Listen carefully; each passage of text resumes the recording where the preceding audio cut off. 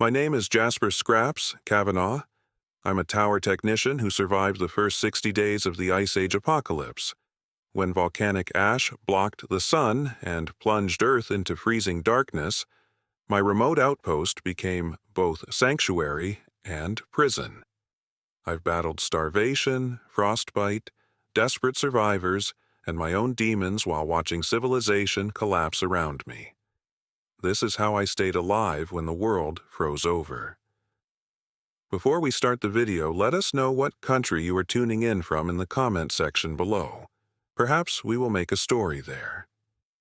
Let's begin. I never thought I'd be making a video like this. My name is Jasper Kavanaugh, though most people just call me Scraps. Before everything went to hell, I was a cell tower maintenance technician. I climbed up those massive metal structures that dot the landscape, the ones most people barely notice until their phone loses signal. I was the guy who made sure your calls went through, your texts sent, your data streamed. Now I'm just a guy trying to survive each day in a world that's frozen solid.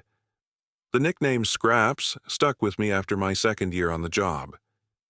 I had this habit of collecting discarded equipment parts from decommissioned towers. My coworkers thought I was crazy, hauling down old circuit boards, antennae fragments, and weather-damaged solar panels. "What are you going to do with all that junk?" they'd ask. I never had a good answer back then. Just felt wrong to leave perfectly good components behind. Turns out that junk is part of why I'm still alive today. I worked for North Star Communications, maintaining towers across 5 states in the upper Midwest. My territory was mostly rural areas, remote locations where access was difficult.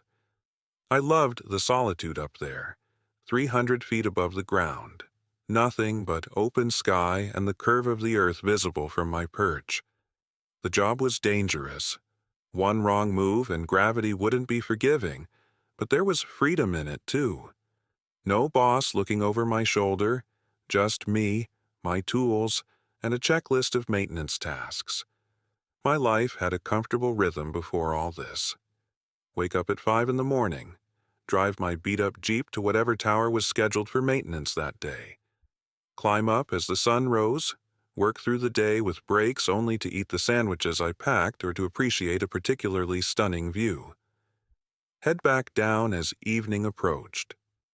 Find a motel if I was too far from home, otherwise drive back to my small apartment in Cedar Rapids. Repeat. It wasn't glamorous, but it suited me. I've never been much for crowds or office politics. Give me a technical problem to solve with my hands and I'm content. The pay was decent enough, the benefits solid. I was saving up for a small cabin somewhere in the Minnesota wilderness, somewhere I could see the stars at night without light pollution, somewhere quiet. I first noticed something was wrong about 3 months before the temperatures dropped. I was working on a tower near the Canadian border in late summer. The weather report had predicted clear skies, but there was this haze in the air.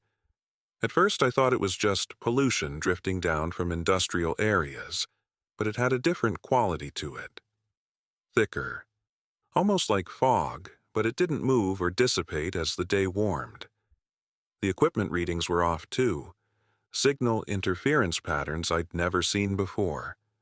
The digital readouts showed packet loss and transmission errors that didn't make sense for the hardware I was working with. I logged it all, of course. Filled out the standard incident reports and sent them up the chain. My supervisor, Dale, just told me it was probably electromagnetic interference from solar flares. But I checked the space weather reports that night at my motel, and they showed nothing unusual. 2 weeks later, I was at another tower, 60 miles east, and saw the same issue. Different equipment, different manufacturer, same strange readings. This time I called Dale directly from the tower. "You're overthinking it, Scraps," he said. "Just replace the filter array and move on to the next site. We've got a backlog of maintenance requests piling up." So I did what I was told. But I also started keeping my own log, times, dates, locations, and the specific nature of the anomalies. I've always been methodical that way.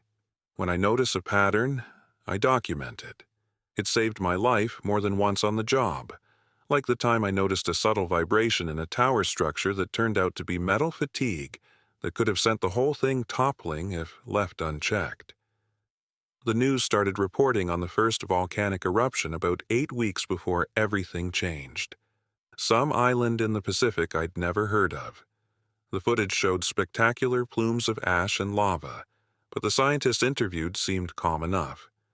They said it was a significant eruption, but not catastrophic. Just another natural disaster in a world that seemed to be having more of them each year. I remember exactly where I was when the second eruption happened. I was at the very top of a tower in northern Wisconsin replacing a satellite uplink component. The tower had a small television in the base station for technicians on break, and I had it turned on for background noise. The emergency broadcast tone cut through my music, and I paused my work to listen. Another volcano, this one much larger, had erupted in Indonesia. The news anchor's voice had that forced calm that tells you things are worse than they're letting on. I finished my work quickly and headed down. As I drove back to the regional office that evening, I called my sister Rachel. She lived in Tennessee with her husband and 2 kids, and we talked every Sunday. I broke routine to call her that Wednesday. "Are you watching the news?" I asked when she picked up. "About the volcano." "Yeah, it's all over social media too," she replied. "They're saying the ash cloud is massive." "I'm seeing weird patterns up on the towers," I told her. "Signal disruptions that started even before the first eruption." Rachel has always taken my observations seriously, even when others dismiss them. She's smart, works in environmental science, so she understands how systems interact in ways most people miss. "What kind of disruptions?" she asked. I explained the anomalies as best I could without getting too technical.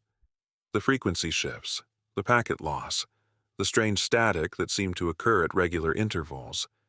"That doesn't sound like volcanic ash interference," she said after I finished. "That sounds almost like—" "Like what?" "Like something electromagnetic." "Have you reported it?" "Multiple times. They think I'm being paranoid." There was silence on the line for a moment. "The weather's been strange here, too," she finally said. "We had frost last night. In August, Jasper. Frost." That conversation stuck with me as I continued my rounds in the following weeks. The news reported more volcanic activity, smaller eruptions triggering larger ones in a cascade effect. Scientists started using phrases like global cooling event and particulate sunlight reduction. But they all assured the public it would be temporary. A year of slightly cooler temperatures, maybe 2, before things returned to normal. But the sky didn't look normal. Not from where I stood, hundreds of feet above the ground with an unobstructed view of the horizon. The sunsets had taken on a strange quality, vivid purples and reds, like I'd never seen before. Beautiful, but wrong somehow. And during the day, the sun seemed dimmer, as if viewed through a dirty window. I was at a remote outpost in northern Michigan when everything changed for good. It was a communications relay station operated by North Star, situated on the highest point for 50 miles in any direction. The facility was built to be self-sufficient for extended periods, with backup generators, a small apartment for technicians, and enough supplies to last through winter storms that could cut off access for weeks at a time. I'd been sent there to perform routine maintenance and install some new equipment. The job was supposed to take 3 days. I'm still there now, 60 days later. The temperature dropped 20 degrees overnight.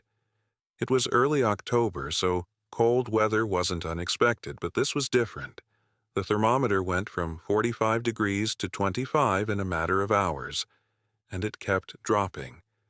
By morning, It was 15 degrees and snowing heavily. I called the regional office as soon as I noticed the dramatic change. The secretary who answered sounded harried.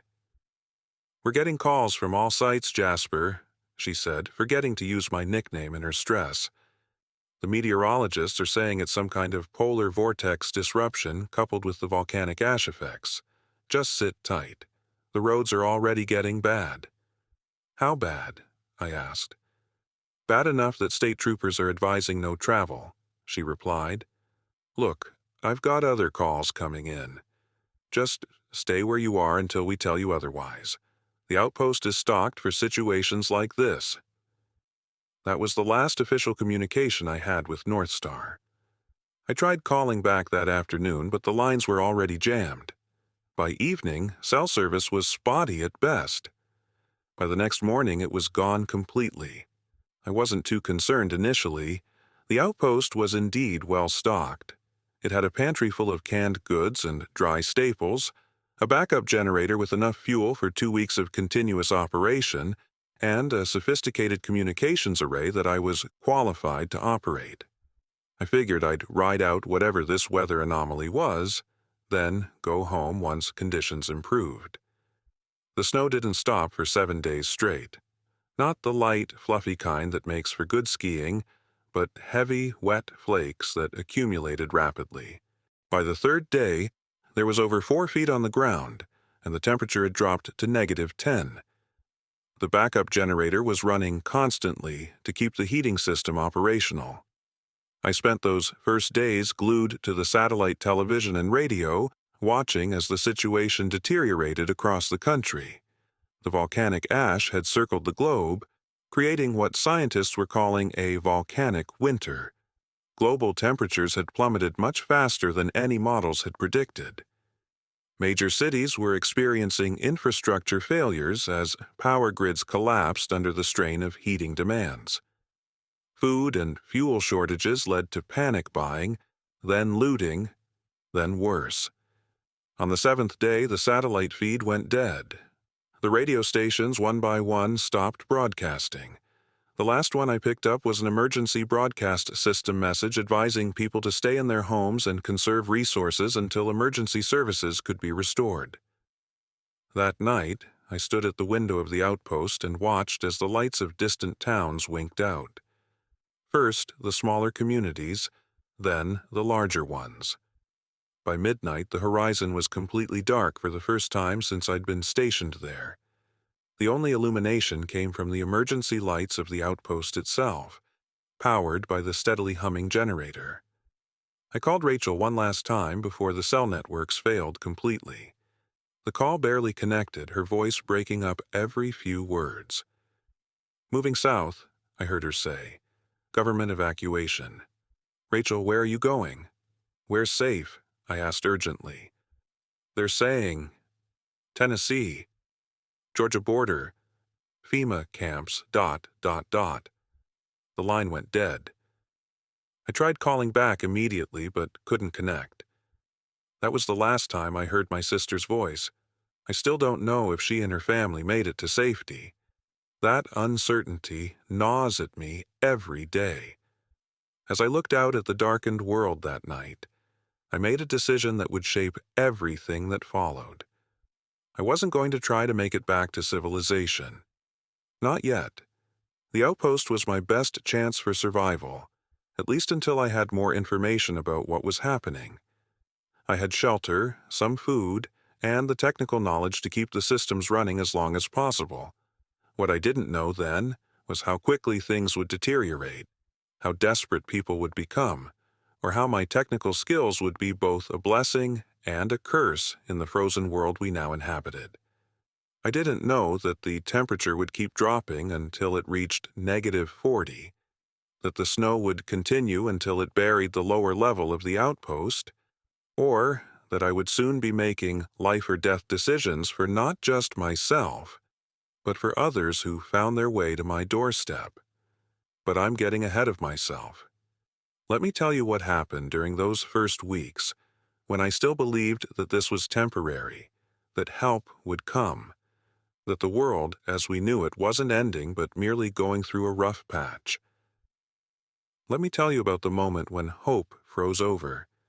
Just like everything else, I still remember the exact moment when I realized this wasn't just a severe winter storm. It was day 3 after the temperature drop, and I was taking inventory of the supplies at the outpost. The satellite feed was still working intermittently, and I'd been switching between news channels whenever I needed a break from counting canned beans and packets of dried meat. The meteorologist on screen was pointing to a weather map that looked nothing like anything I'd ever seen before. The cold front wasn't moving. It was expanding, covering more territory by the hour, and the temperatures they were reporting were breaking historical records everywhere. "This is unprecedented," the weatherman said, his professional demeanor cracking slightly. "We're seeing temperature drops of 15 to 20 degrees below the previous all-time lows for October across the entire northern hemisphere." That's when the feed cut out again, but this time it didn't come back. I tried other channels, adjusting the satellite dish remotely, but there was nothing. Just static. I went to the window and looked out at the landscape. The snow was falling so heavily that visibility was down to maybe 20 feet. The wind howled around the corners of the building, finding every tiny crack and whistling through it. Even with the heating system running at maximum, I could feel the cold seeping in. The outpost was built to withstand harsh conditions, but not like this. It was designed for the occasional blizzard or ice storm, not for what was starting to look like the beginning of an ice age. I needed to take stock of my situation and make a plan. First, I needed to know exactly what resources I had. The pantry inventory was my starting point. 48 cans of various vegetables, 20 cans of meat, 30 packages of dried pasta, 15 pounds of rice, 10 pounds of beans, assorted condiments, and about 20 freeze-dried meals meant for emergency use. There were also basic medical supplies, enough for minor injuries, but nothing serious. Water wouldn't be a problem as long as I had heat to melt snow. The outpost had a 500-gallon reserve tank that was full, but once that was gone, I'd need to start collecting and melting snow for drinking, cooking, and basic hygiene. The real concern was fuel. The backup generator ran on diesel, and there was a 1,000-gallon tank outside. Under normal conditions, that would last about 2 months of continuous operation. But with the temperatures dropping so rapidly, the heating system was working overtime. My calculations showed that at current consumption rates, I had maybe 3 weeks before I'd need to find an alternative. The outpost had some solar panels on the roof, but they were already covered in snow, and even if I could keep them clear, the diminished sunlight caused by the volcanic ash meant they'd produce a fraction of their rated output. There was a small wind turbine as well, but it wasn't designed for the sustained high winds we were experiencing. I spent that day going through every cabinet, closet, and storage area in the outpost, documenting everything that might be useful.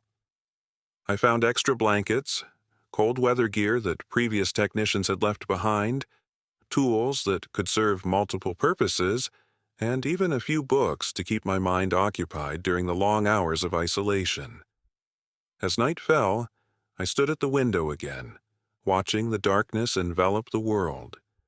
In the distance, I could still see some lights from the nearest town, about 15 miles away. But they were fewer than the night before, and dimmer somehow. The power grid was struggling. I tried the radio again, scanning all frequencies for any broadcasts.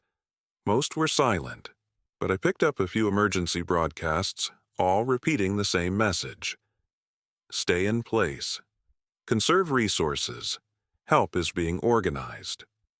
But as I listened to the stilted pre-recorded messages, I couldn't help but wonder, if things were bad enough that the regular broadcasts had stopped, how long would it take for that help to arrive? And would it ever reach remote locations like mine? I slept fitfully that night, waking every hour or so to check the temperature gauge. It kept dropping. By morning, it read -20 degrees Fahrenheit outside. Inside, thanks to the heating system, it was a relatively comfortable 55 degrees. But I could feel the cold radiating from the windows, from the walls, from the floor. Day 4 brought a new challenge. The snow had accumulated to the point where the main entrance was completely blocked. I spent 2 hours digging a tunnel through it just to be able to open the door. Outside, the world was transformed. Snow drifts reached the roof in some places. The satellite dish was completely buried. The only part of the wind turbine visible was the very top of the blade assembly, feebly turning in the howling wind. I cleared the area around the generator exhaust vent first. If that got blocked, carbon monoxide would back up into the outpost. Then I dug out a path to the fuel tank, checking its level and connections. Everything seemed secure, but I couldn't shake the feeling that I was fighting a losing battle against the elements. Back inside, I tried the landline phone again. Dead. The cell phone showed no signal. The internet connection was long gone. I was completely cut off from the outside world except for the radio, and even that was providing less information with each passing hour. On the evening of day 5, I witnessed something that confirmed my worst fears. The lights from the distant town disappeared completely. One moment they were there, a faint constellation of human presence. The next, darkness. The power grid had failed. I tried not to panic. The outpost was designed to be self-sufficient. I had heat, shelter, food for now. But seeing those lights go out drove home the reality of what was happening. This wasn't a temporary crisis that would resolve in a matter of days.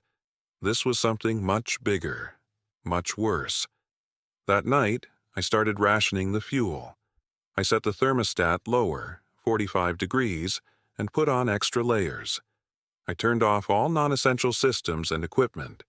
I limited generator use to 18 hours a day, shutting it down for 6 hours during what I decided would be my sleeping period. During those 6 hours, the temperature inside the outpost would drop to near freezing, but I could manage under multiple blankets. By day 7, the snowfall finally stopped. I dug my way out again and climbed to the roof to get a better view of the surroundings. What I saw took my breath away, and not just because of the bitter cold. The landscape was unrecognizable. Everything was white, featureless, like standing on another planet. The forest that had surrounded the outpost was now just a series of dark shapes poking through the snow, trees buried up to their midsections. The access road was completely gone, indistinguishable from the rest of the terrain. And on the horizon, where the town should have been, there was nothing but white under a gray sky. I spent that day trying to clear the solar panels, but it was a futile effort. As soon as I removed one layer of snow, more would blow onto the panels, and the weak sunlight that filtered through the ash-laden clouds wasn't enough to generate significant power anyway. The radio broadcasts became more sporadic. I'd catch fragments of emergency messages, updates about evacuation routes that were already impassable, instructions for rationing that assumed people had access to resources I knew were no longer available. The disconnect between the official response and the reality on the ground was stark and terrifying. On day 10, I had a visitor. I was in the communications room, trying once again to establish contact with anyone, when I heard a thumping at the door. My first thought was that it was just the wind, or maybe snow falling from the roof. But it was too regular, too deliberate. I approached the door cautiously. Through the small window, I could see a figure bundled in so many layers that it was impossible to tell if it was a man or woman. But it was unmistakably a person, coated in snow and ice, a backpack crusted with frozen precipitation. I hesitated. Opening the door meant letting in the bitter cold. It meant sharing my limited resources. It meant trusting a stranger in a world that had suddenly become very dangerous. but I couldn't leave someone to die in the cold. I opened the door. The person stumbled in, collapsing onto the floor as I quickly shut the door behind them. It took a few minutes to help them remove the outer layers of frozen clothing. Underneath was a woman, maybe mid-30s, her face reddened by frostbite on her cheeks and nose. "Thank you," she whispered, her voice hoarse. I didn't think anyone was here until I saw the exhaust from the generator. Her name was Lynn. She'd been part of a group trying to reach a rumored FEMA shelter to the south, but they'd been caught in the blizzard. The group had sought refuge in an abandoned farmhouse, but the structure had partially collapsed under the weight of the snow. She'd been the only one to make it out. She'd been walking for 2 days, following the highest terrain, hoping to find help or shelter. Seeing the outpost on the hill had been her last hope. I gave her warm water, then soup, once she could hold a cup steady. Her story filled in some of the gaps in my knowledge about what was happening beyond my isolated position. The power grid had indeed failed across multiple states. Natural gas lines had frozen and burst. The roads were impassable, not just from snow but from abandoned vehicles, accidents, and, in some areas, roadblocks set up by people trying to protect their communities from outsiders. The National Guard was deployed, Lynn told me, but they were overwhelmed immediately. There just weren't enough resources to go around. And it's getting worse. The temperatures keep dropping. I shared what supplies I had, set up a place for her to sleep, and tried to make her comfortable. But that night, as I lay awake listening to her labored breathing in the next room, I couldn't stop thinking about what her arrival meant. If she'd found the outpost, others would too. And I didn't have enough supplies for multiple people, not for any extended period. The fuel was already running low faster than I'd calculated. Tough decisions were coming, and I knew it. The next morning, Lynn's condition had worsened. The frostbite on her extremities was severe, and she'd developed a fever. I used the outpost's first aid kit to treat her as best I could, but it was clear she needed medical attention that I couldn't provide. She died 3 days later. I buried her as best I could, digging through the frozen ground near the outpost. The soil was like concrete, and it took me an entire day to create a grave deep enough. I marked it with a cross made from pieces of equipment I could spare. Lynn's death changed something in me. The reality of the situation, the true stakes, became viscerally clear. This wasn't just about surviving until help arrived. This was about adapting to a new world, one where the old rules and expectations no longer applied. I went through her backpack. Among her meager possessions was a journal where she'd been documenting her journey.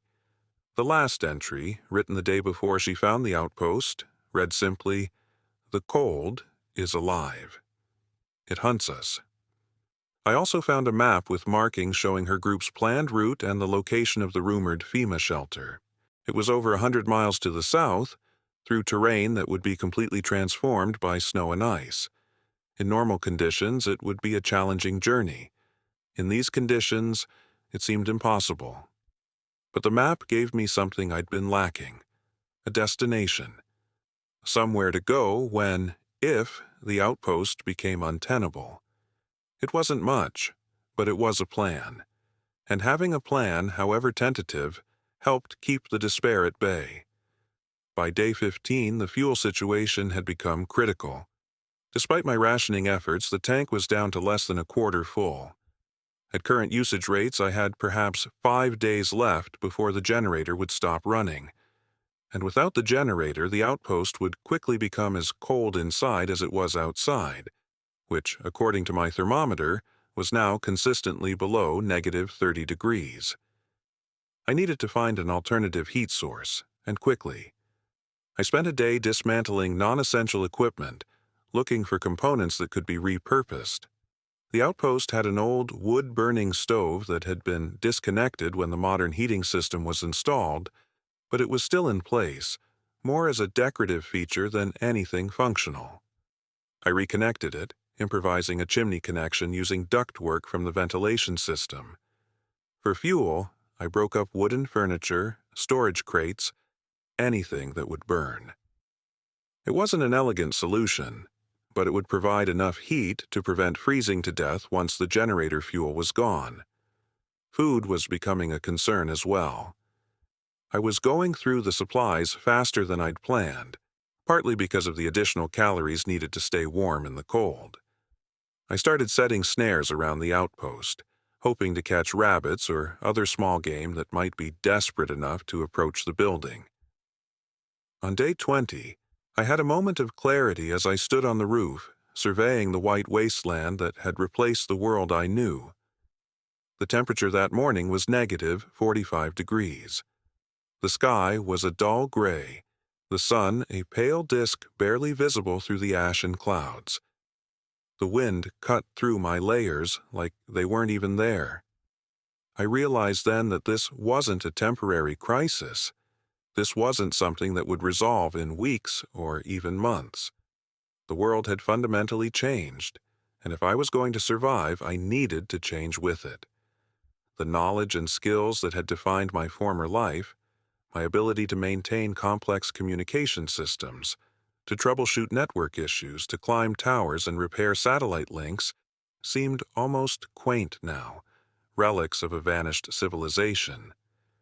But as I stood there, feeling the brutal cold trying to find every exposed inch of my skin, I also realized that those skills weren't useless. They were just going to be applied differently now. Understanding electrical systems meant I could improvise power solutions. Knowing how to maintain equipment in harsh conditions meant I could adapt everyday objects for survival purposes. And my experience working in isolation, relying on my own judgment and resources, was proving more valuable than I could have imagined. As I climbed back down into the outpost, I caught sight of movement on the horizon. At first, I thought it was just snow being blown by the wind, but there was a deliberateness to it that made my heart rate increase. People. 3 of them making their way slowly toward the outpost. I went inside and locked the door. Then I took the hunting rifle that was kept in the equipment locker for protection against wildlife, loaded it, and placed it near the entrance. I didn't want to use it, but Lynn's story and death had taught me that compassion had to be balanced with caution now. Through the window, I watched their approach. They moved with difficulty through the deep snow, occasionally stopping to rest. They didn't appear to be heavily armed or threatening, but appearances could be deceptive in this new world. As they drew closer, I could see that one was injured, being supported by the other 2. They reached the cleared area near the entrance and stopped, looking up at the outpost with expressions that I recognized all too well. Desperation tinged with hope. I had a decision to make: turn them away and potentially condemn them to death in the frozen wasteland, or let them in and share my dwindling resources, potentially compromising my own survival. In that moment, with my hand on the door lock, I thought about what would happen when the generator finally ran out of fuel, when the food was gone, when the bitter cold finally penetrated the outpost's walls completely. I thought about trying to make the journey to the FEMA shelter alone, through 100 miles of frozen terrain. And I thought about what kind of world we were creating in the ashes of the old one. If we all turned away from each other, focused solely on individual survival, what would be left to survive for? I opened the door. The 3 figures I led in that day would change everything about my survival strategy. 2 men and a woman, all in their late 20s or early 30s, who had been traveling together trying to reach the same rumored FEMA shelter that Lynn had marked on her map. The injured one was named Marcus, suffering from a badly sprained ankle and early stages of frostbite on his toes. The other man was Elijah, a former paramedic, which proved immediately valuable as he assessed Marcus's injuries with practiced efficiency. The woman was Danny, who had been a mechanical engineer before the collapse. "We saw your generator exhaust. Danny said after they had warmed up enough to speak normally. Most places we've passed are dark, abandoned. How far have you traveled? I asked, handing out cups of hot water. I was still conserving the coffee, tea, and soup packets. About 40 miles in the last week, Elijah said. We started from Traverse City after the evacuation centers there ran out of supplies. The National Guard pulled out, said they were regrouping. That was 12 days ago. Their story matched what Lynn had told me, but with more recent details. The situation was deteriorating faster than even the most pessimistic forecasts had predicted. Temperatures were still dropping. The snow had given way to clear skies, but that only made it colder as what little heat remained radiated away into the atmosphere. I showed them the map Lynn had left behind. This shelter, have you heard anything concrete about it? Is it real? They exchanged glances. There are consistent reports, Danny said carefully, but nothing official. The last emergency broadcast we heard mentioned designated warm zones being established along the southern borders of Michigan, Wisconsin, and Minnesota. But that was 5 days ago, Marcus added, wincing as Elijah checked his frostbitten toes. The broadcasts stopped completely after that. I didn't tell them immediately about my fuel situation. Instead, I established ground rules. Everyone contributes, everyone gets a fair share, and decisions affecting the group would be made together. They agreed readily, adding their own supplies to the community pot. Some canned food, medical supplies, and extra clothing.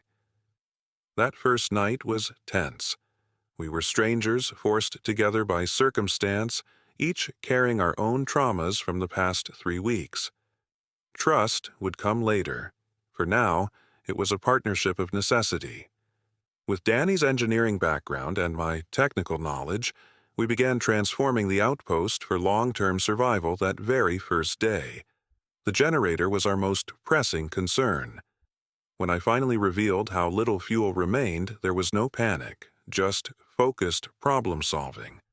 "What about the solar panels?" Danny asked, examining the system specs. "Buried under snow, and even if we clear them, there's barely enough sunlight to generate meaningful power," I explained. She thought for a moment. "But what if we concentrate what light there is? Use reflectors to direct more sunlight onto the panels." That began our first project. We sacrificed the outpost's metal shelving, hammering the sheets into crude parabolic reflectors positioned to direct the weak sunlight onto the panels. Meanwhile, I worked on modifying the power management system to operate on the reduced input. Elijah proved valuable in unexpected ways. His medical knowledge was crucial for treating Marcus's injuries, but he was also surprisingly skilled at improvising tools from limited materials. Paramedics are basically MacGyvers with medical training, he joked as he fashioned a set of snow goggles from plastic containers to prevent snow blindness. Marcus, despite his injury, contributed by organizing our inventory and developing a rationing system that would stretch our supplies.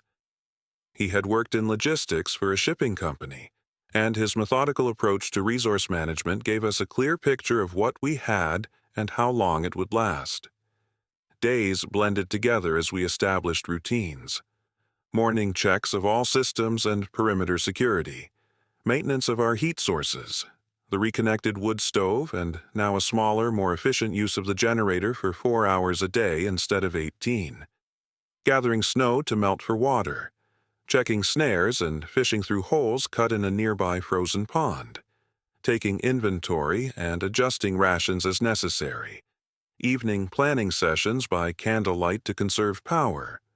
The modified solar system began producing enough electricity to power essential communications equipment for a few hours each day. I established a routine of scanning all frequencies, listening for any broadcasts, any sign that the wider world was still functioning. For 2 weeks, there was nothing but static.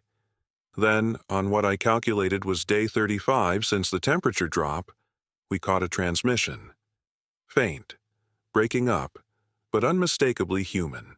"This is FEMA Outpost Delta," the voice said through the static.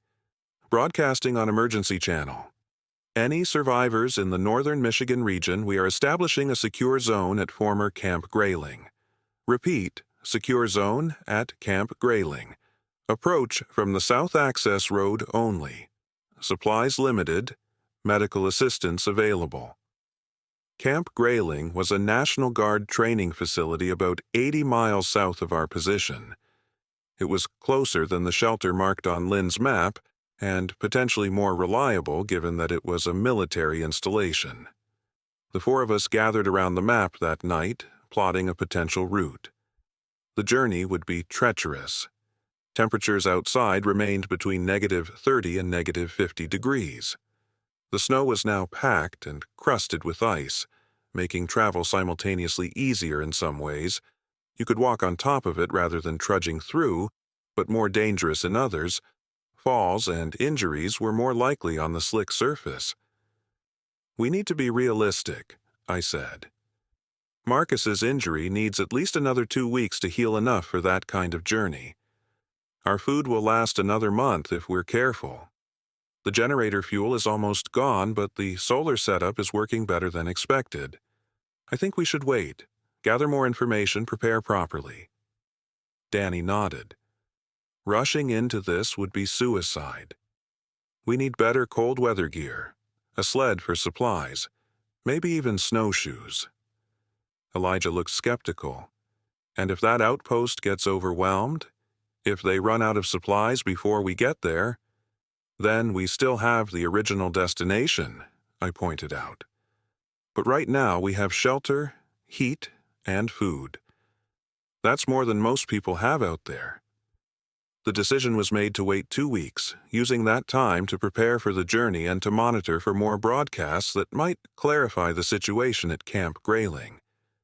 Those 2 weeks were among the most productive of my life. Danny and I worked on converting a storage cabinet into a makeshift sled that could carry our supplies. Elijah continued to improve Marcus's condition while also devising better insulation for the outpost, using materials from unused rooms. I found myself applying tower climbing techniques to create a better antenna array, lashing together components salvaged from the outpost's equipment to extend our reception range. The work was dangerous. The metal was cold enough to freeze skin on contact, and the roof was slick with ice. But having a purpose, a concrete goal, kept the despair at bay. We began picking up more transmissions. Some were from other survivor groups, descriptions of makeshift communities forming in the ruins of small towns. Others were automated emergency broadcasts repeating the same information about Camp Grayling and other warm zones being established further south. But there were darker messages too. Reports of violence, of communities turning away strangers at gunpoint, of fights over dwindling fuel and food supplies. The world beyond our isolated outpost was becoming more dangerous, not less, as the weeks passed. On day 42, we picked up a transmission that changed our calculations. A group of survivors who had reached Camp Grayling reported that the facility was at capacity, turning away new arrivals. The temperature had dropped so low that even their military-grade heating systems were failing. They were planning to evacuate further south within the week. Our window of opportunity was closing. If we waited much longer, there might be nowhere to go. That night, as we huddled around the wood stove, the mood was somber. The outpost had become our fortress, our sanctuary, but it was never meant to be permanent. The wood would eventually run out. The solar panels would degrade. The food would be consumed. Sooner or later, we would need to leave. "We should go," Marcus said, surprising all of us. His ankle had improved enough that he could walk short distances, though with a noticeable limp. Not to Camp Grayling. That's clearly not an option anymore. But south, following Lynn's original map. If things are this bad here, we need to get ahead of the evacuation. Before the roads, what's left of them, are clogged with people. It was the logical decision, but still a painful one. The outpost had saved my life, and now we were planning to abandon it. But a structure isn't safety. It's just walls and a roof. True security comes from adaptability, from movement, from making hard choices before they're forced upon you. We spent the next 3 days in focused preparation. I created detailed maps of our planned route using topographical charts found in the outpost's files, marking potential shelter locations along the way. Danny finished the supply sled and improvised harnesses so we could take turns pulling it. Elijah packaged our medical supplies for travel and created individual first aid kits that each of us would carry. Marcus continued to organize our food and equipment, calculating exactly how much we would need each day of the journey.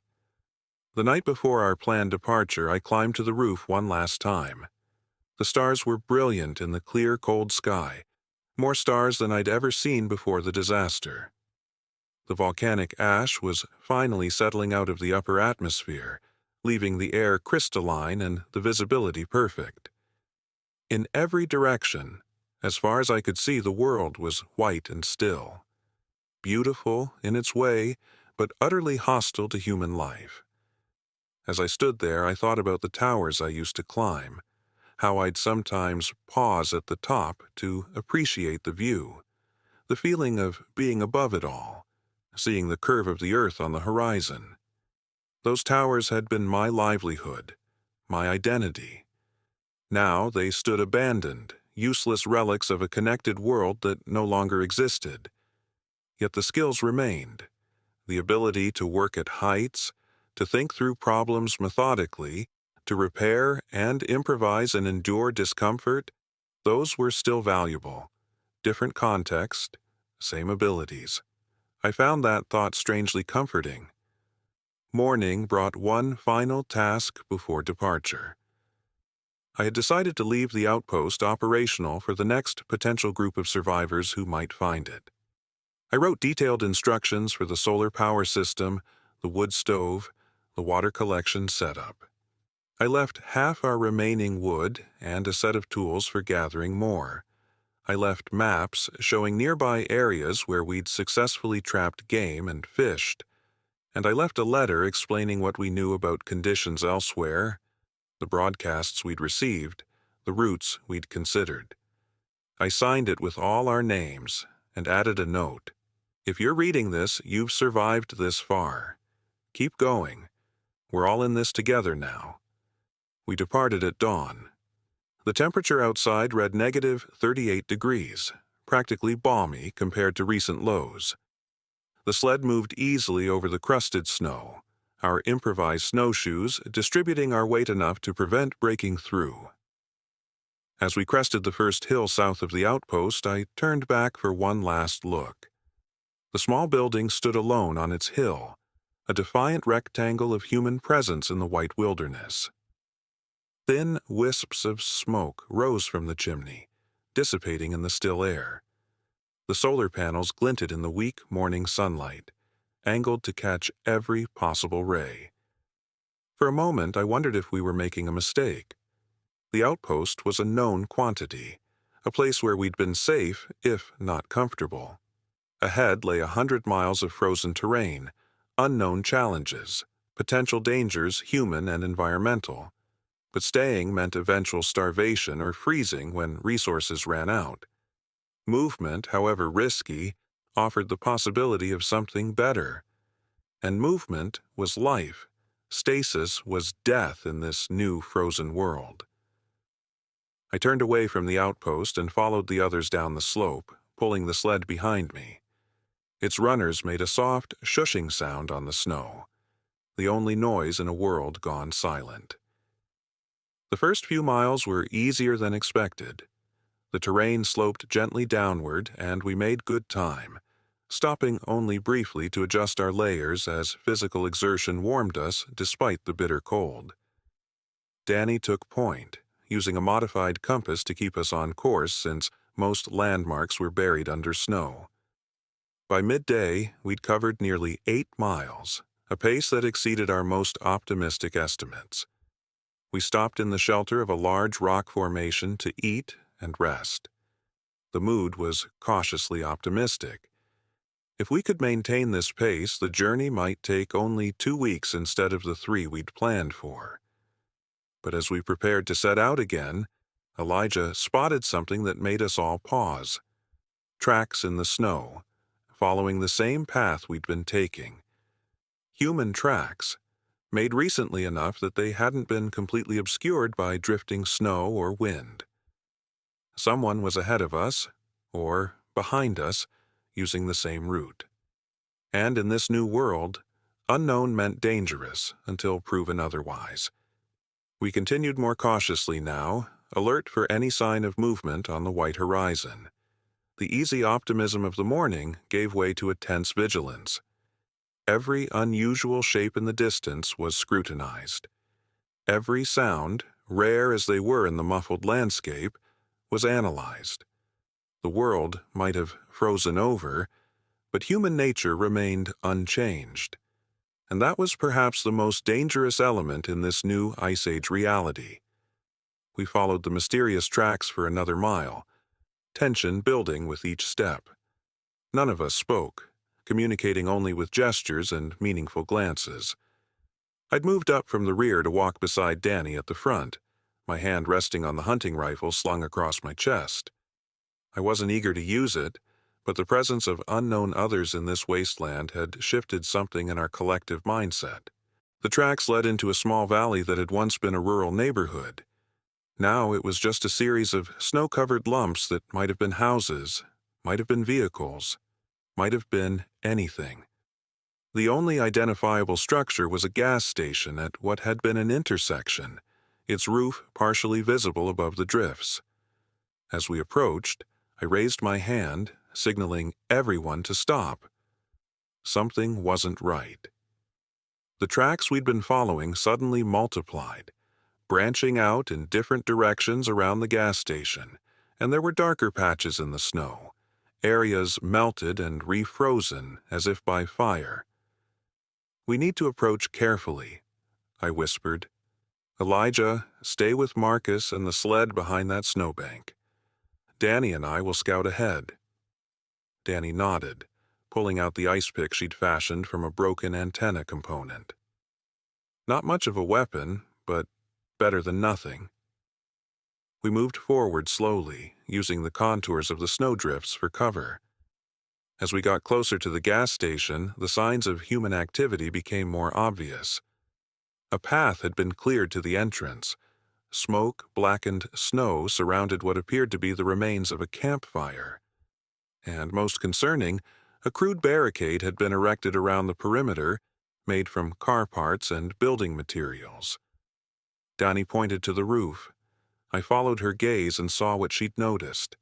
A figure, barely visible in white winter gear, watching the approaches to the station. A sentry. We retreated to where Elijah and Marcus waited.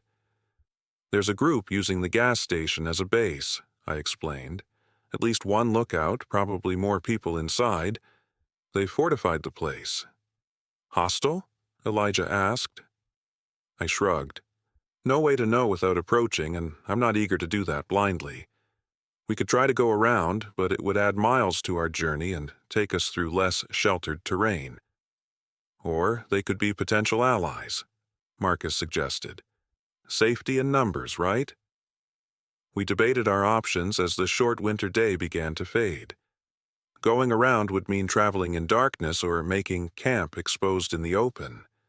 Approaching strangers carried its own risks, but at least offered the possibility of shelter for the night. In the end, we decided on a careful approach.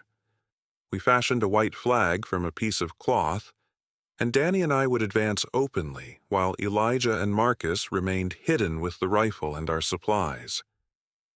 If things went badly, they'd be our backup and escape plan. The sentry spotted us when we were about 100 yards out. We saw movement as they alerted others, and by the time we reached the barricade, 3 people were waiting for us, all armed with what looked like hunting rifles.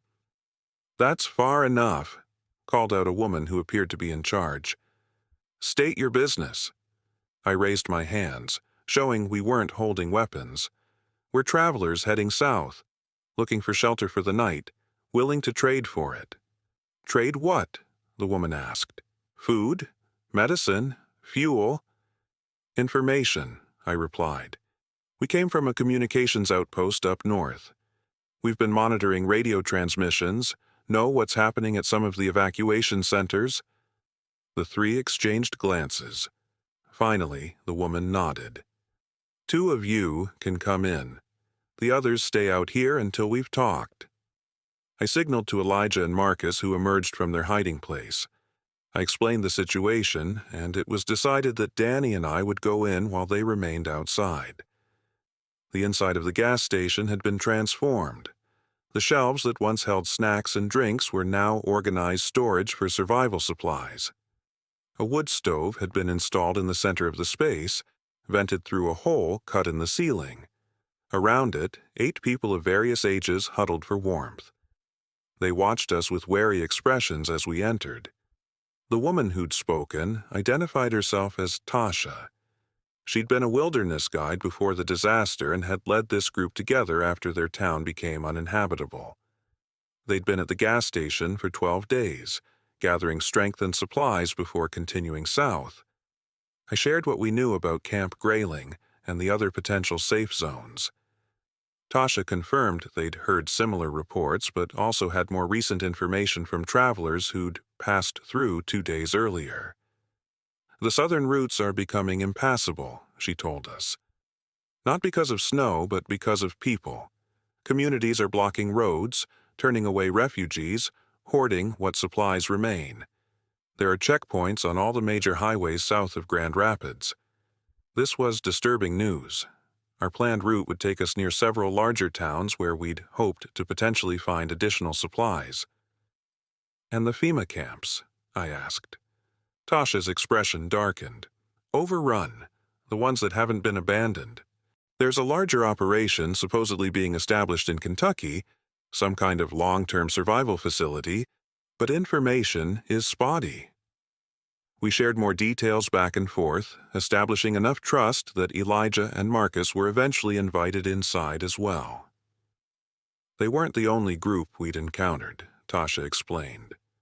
3 days ago, a larger band had passed through, about 15 people with sleds and makeshift snowmobiles. They were heading west, not south, she said. Claimed there's a self-sufficient community forming around a hydroelectric dam on the Wisconsin border. They've got power, heated greenhouses, security. This was the first we'd heard of any organized community that wasn't a government evacuation center. It was tempting to change our plans, but the Wisconsin border was nearly twice as far as our current destination. We considered joining them, Tasha admitted, but my group voted to continue south. The cold is worse inland. Better chances along the edge of the Great Lakes where the water moderates the temperature somewhat. That night, our 2 groups shared a meal together, pooling resources to create a stew that, while bland, was hot and filling. We took turns sharing stories of the past 6 weeks, of how quickly normality had crumbled, of the moments when we each realized this wasn't a temporary crisis, but a fundamental shift in how the world worked. One of Tasha's group, an older man named Calvin, had been a professor of environmental science. He explained what he knew about the volcanic winter we were experiencing. The ash cloud reflects sunlight back into space, he told us. Less solar radiation reaches the surface, so temperatures drop. It's happened before in Earth's history, but never this rapidly or severely. The consecutive eruptions created a cascading effect that the models didn't predict. How long will it last? Elijah asked the question we were all thinking. Calvin shook his head. Impossible to say with certainty. Historical volcanic winters lasted between 2 and 10 years. But this is unprecedented in recorded history. The global temperature drop is more severe than anything in the paleoclimate record, except perhaps major extinction events. His words hung in the air as we all contemplated a world frozen for years, maybe decades. Our immediate goal of reaching safety suddenly seemed insufficient. We needed to think about the long term, about rebuilding, not just surviving. The next morning, Tasha proposed we join forces. Their group had survival skills and local knowledge. Ours had technical expertise that could prove valuable. Together, we'd have a better chance of making it south. After a brief discussion among ourselves, we agreed. Strength in numbers made sense, especially given the reports of increasing human threats along our route. We consolidated our supplies, redistributed the weight among our sleds, and set out together. The expanded group moved more slowly than we had alone, but there was security in our larger numbers. Tasha established a rotation system for breaking trail through the snow, for pulling the sleds, for scouting ahead. Everyone had responsibilities. Everyone contributed. Over the next few days, I found myself forming connections with these strangers who had become traveling companions. Calvin's knowledge complemented my technical background. We spent hours discussing how communication systems might be re-established once the immediate survival crisis passed. Tasha's wilderness experience filled gaps in my own knowledge about traveling in extreme conditions. There was Lisa, a nurse who had worked alongside Elijah comparing medical supplies and knowledge. Miguel, who had been a carpenter and had ingenious ideas for improvising tools and shelters. Sarah, barely 20, who turned out to be remarkably skilled at finding food in what seemed like a barren landscape, identifying which trees had edible inner bark, which frozen plants were still safe to eat. For the first time since the temperature drop, I felt something like optimism. Not for an immediate return to normality, that was clearly impossible, but for the possibility of adapting, of humans finding new ways to thrive even in this harsh reality.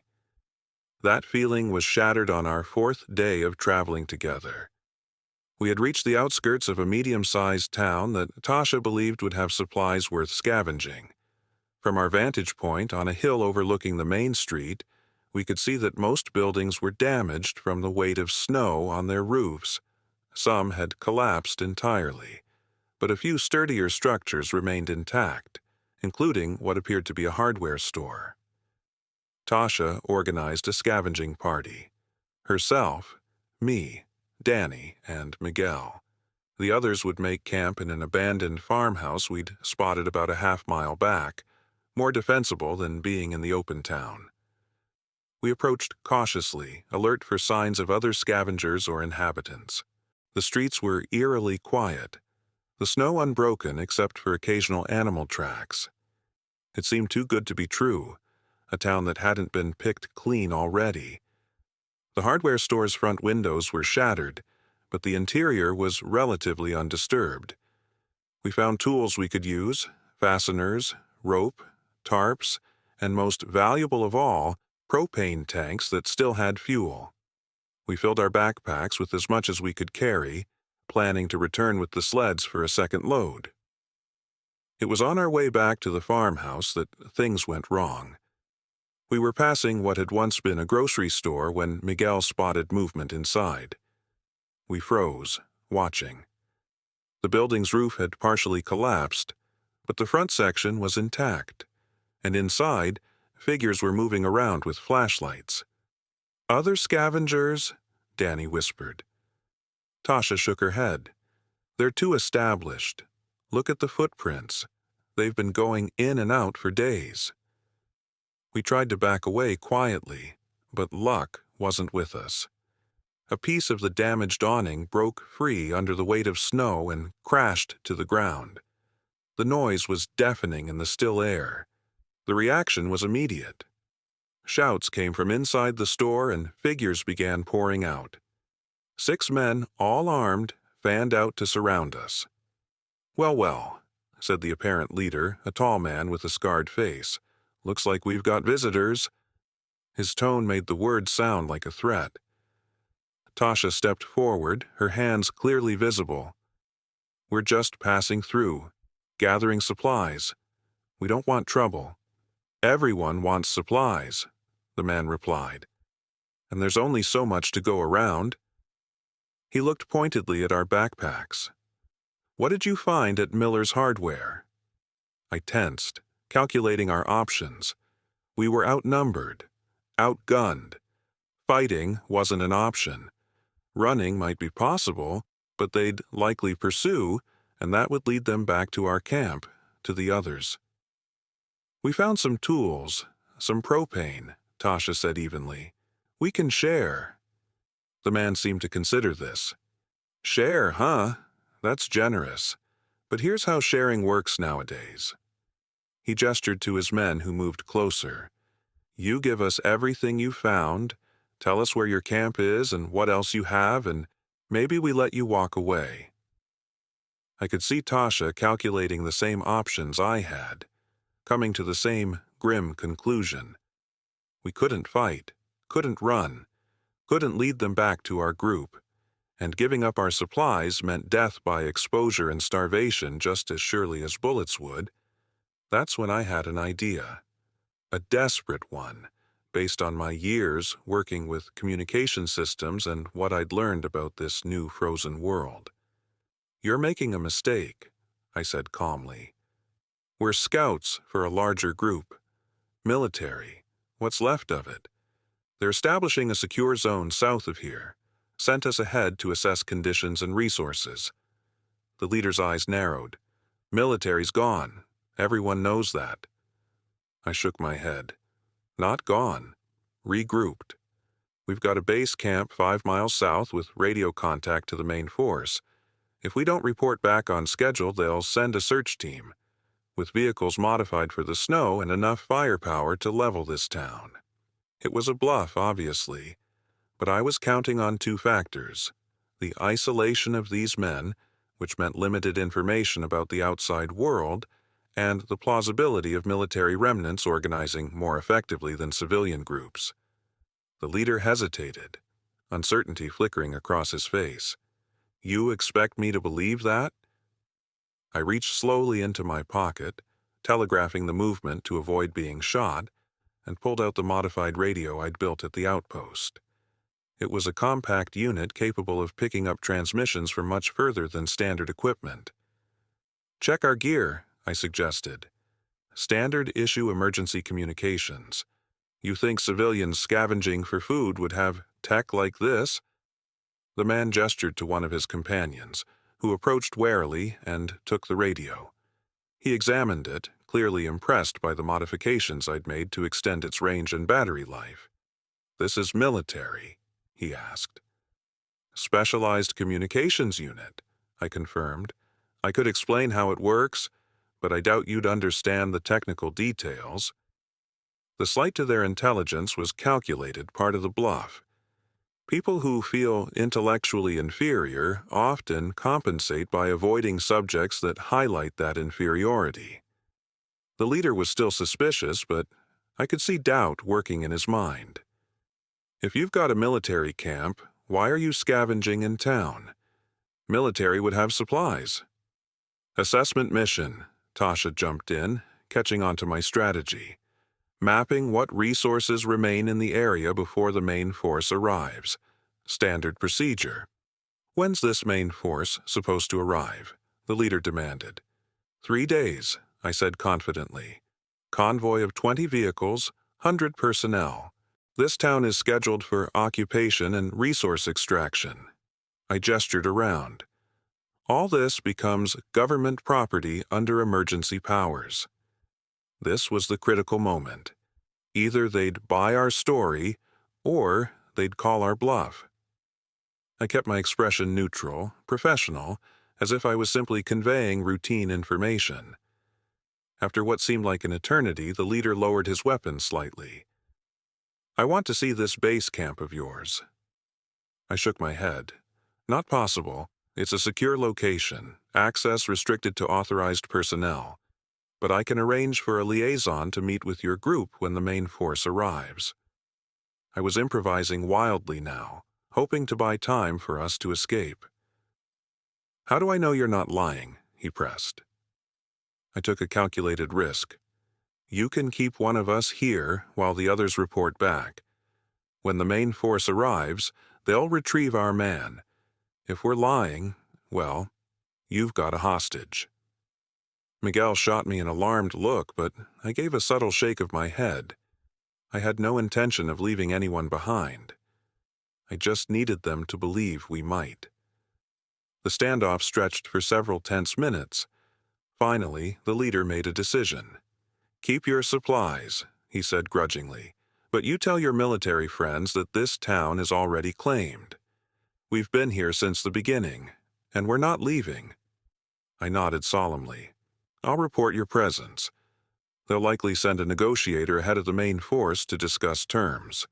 He seemed satisfied with this, though still suspicious. "You have until sundown tomorrow to prove you're telling the truth. If we don't see signs of this military convoy by then, we're coming looking for you."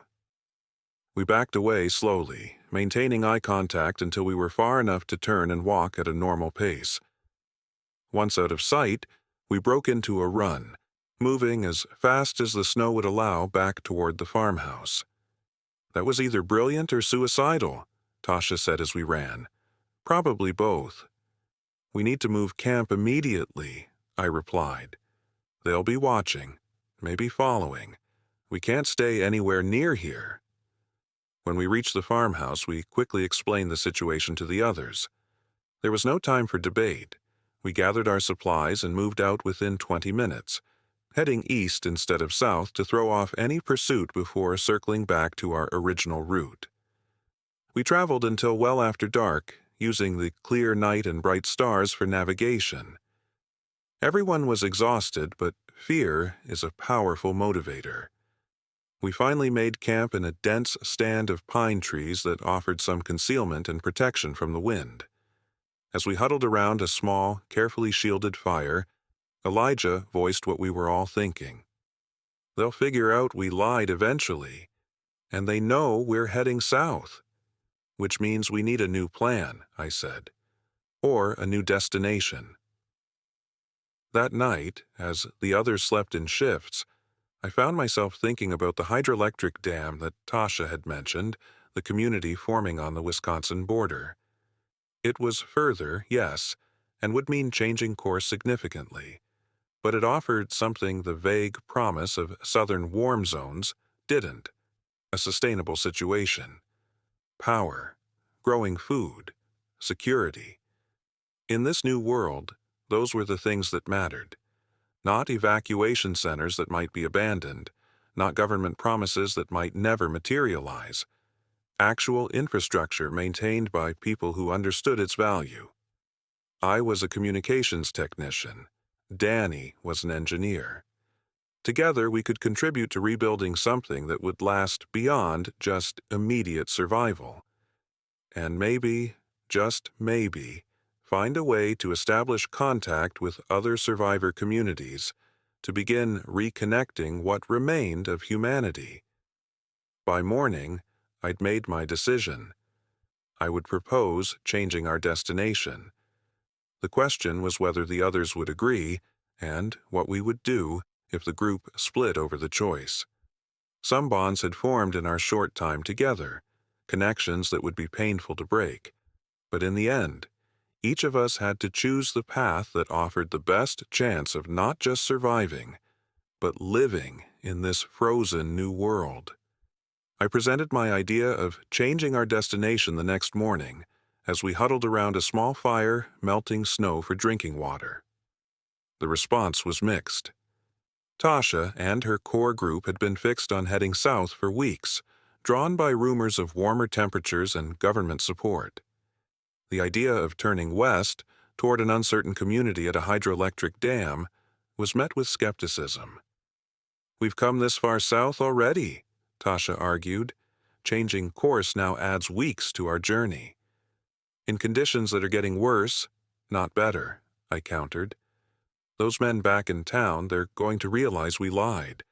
And they're not going to be the only hostile group as resources get scarcer." Calvin, the former environmental professor, supported my reasoning. "The fundamental problem is sustainability," he said. "Evacuation centers, FEMA camps, they're temporary solutions. What happens when their supplies run out? when the military or government support disappears. A functioning hydroelectric dam means power. Power means heat, light, the ability to grow food indoors. Debate continued through breakfast. Danny and Elijah sided with me. Marcus was hesitant but seemed to be coming around. The others were split, with most of Tasha's original group preferring to continue south. By midday, it became clear we couldn't reach consensus. The group would split. 7, including Tasha, would continue with the original plan. 5 of us, myself, Danny, Elijah, Marcus, and Calvin, would turn west toward Wisconsin and the rumored dam community. The separation was amicable, but somber. We divided supplies equitably, exchanged information about our respective routes, and promised to leave markers for each other if possible. There was a sense of finality to the goodbyes, though no one said it aloud. In this new world, parting ways likely meant never seeing each other again. Our smaller group headed out that afternoon, traveling due west. The terrain became more challenging as we moved away from the main roads that had been our route south. We were now traversing true wilderness, guided only by Calvin's knowledge of geography and my improvised compass. The physical demands increased dramatically. Breaking trail through untouched snow was exhausting work, and we rotated the lead position every 30 minutes. Pulling our now heavier sled without additional people to share the burden left us drained by the end of each day. But there was also a renewed sense of purpose, a concrete destination rather than the vague hope of finding better conditions somewhere south. On our third day heading west, we encountered our first major obstacle. The map showed a river crossing ahead, one that would have been trivial in normal conditions, a simple bridge on a county highway. But when we reached the spot, we found the bridge collapsed, likely due to the extreme cold causing the metal to contract and fracture. The river below was frozen solid, but the banks were steep, dropping nearly 30 feet to the ice. We spent hours scouting for a safer crossing point, finally finding a section where wind had created a massive snowdrift that formed a natural ramp down to the river. Getting the sled down was a nerve-wracking process, requiring all of us to manage its descent with ropes. Once on the ice, a new fear emerged. What if it wasn't as solid as it appeared? I volunteered to go first, testing each section before the others followed. The ice held, thankfully, but crossing the exposed surface in the bitter wind was a miserable experience that left us all with fresh frostbite on any exposed skin. Climbing the opposite bank proved even more challenging. There was no convenient snowdrift on this side, just a steep incline slick with ice. We had to cut steps with our ice tools, a painstaking process that took hours as daylight faded. It was nearly dark by the time we got the sled up the bank, and we were all exhausted beyond measure. We made a hasty camp in the shelter of a small stand of pine trees, too tired to do more than melt snow for water and chew on our frozen rations. That night was the coldest we'd experienced yet. The thermometer showed negative 52 degrees Fahrenheit, cold enough that breathing hurt and any exposed skin would freeze in minutes. Our tent, improvised from tarps and insulating materials scavenged along our journey, was barely adequate. We slept huddled together for warmth, taking turns feeding the small stove we'd brought from the outpost. Morning brought clear skies, but no relief from the cold. Calvin's face was deeply lined with worry as he studied the sky. "This isn't just cold," he said quietly. "This is what climate scientists call a breakdown of normal patterns. The jet stream has shifted. What we're experiencing isn't just winter, it's a fundamental change in atmospheric circulation." His words sent a chill through me that had nothing to do with the temperature. We'd all been operating under the assumption that this was temporary, that warmer seasons would eventually return. But what if they didn't? What if this was the new normal? We pressed on, covering less ground each day as the terrain grew more difficult and our strength ebbed. Our food supplies were dwindling faster than anticipated, the increased caloric needs of constant exertion in extreme cold taking their toll. Hunting and trapping provided some supplement, but game was scarce in these conditions. On the 6th day of our westward journey, Elijah spotted something through his binoculars, a plume of smoke rising in the distance. After brief discussion, we decided to investigate. It could be another survivor group, potentially hostile, but it could also be an opportunity for shelter, information, or trade. We approached cautiously, using the snow-covered landscape for concealment. As we drew closer, we could see it was a small cabin, well-maintained despite the conditions, with smoke rising from a chimney. Most remarkably, there was a cleared path to the door and windows free of snow and ice, signs of active habitation and care. We observed for over an hour, noting movement inside but unable to determine how many people were present. Finally, we decided on a direct approach. Calvin and Marcus would stay hidden with our supplies while Danny, Elijah, and I would approach openly, showing we were peaceful but prepared to retreat if necessary. We were about 50 yards from the cabin when the door opened and a man stepped out, rifle in hand but not raised. He was older, perhaps in his 60s, with a full white beard and the weathered look of someone accustomed to outdoor living. "That's far enough," he called. "State your business." I raised my hand slightly. "We're travelers heading west, looking for information, possibly trade if you're amenable." The man studied us for a long moment. "3 of you?" I hesitated, then decided honesty was the best approach. "5. 2 are watching our supplies." He nodded, seeming to appreciate the candor. "Sensible? You're heading west in this?" He gestured at the frozen landscape.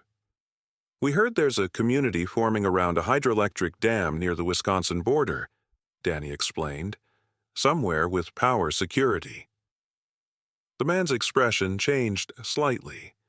Not quite a smile, but a softening. "Heard about that, have you?" Been a lot of travelers passing through with the same destination. He seemed to come to a decision. "Get your friends. You look half frozen. Might as well come in and warm up while we talk."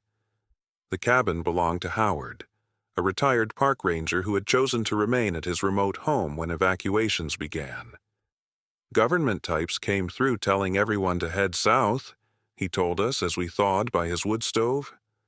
"I told them I'd take my chances here. Been living off-grid for 15 years anyway. This is just a bit colder than usual." A bit colder was an understatement, but Howard's preparation was impressive. The cabin was well insulated with a greenhouse attached to the south-facing wall where he grew vegetables using artificial lights powered by a combination of stored solar energy and a small wind turbine. He had a root cellar stocked with preserved food, a rainwater collection system adapted for snow, and enough firewood to last several more months. Most valuable to us, though, was his information.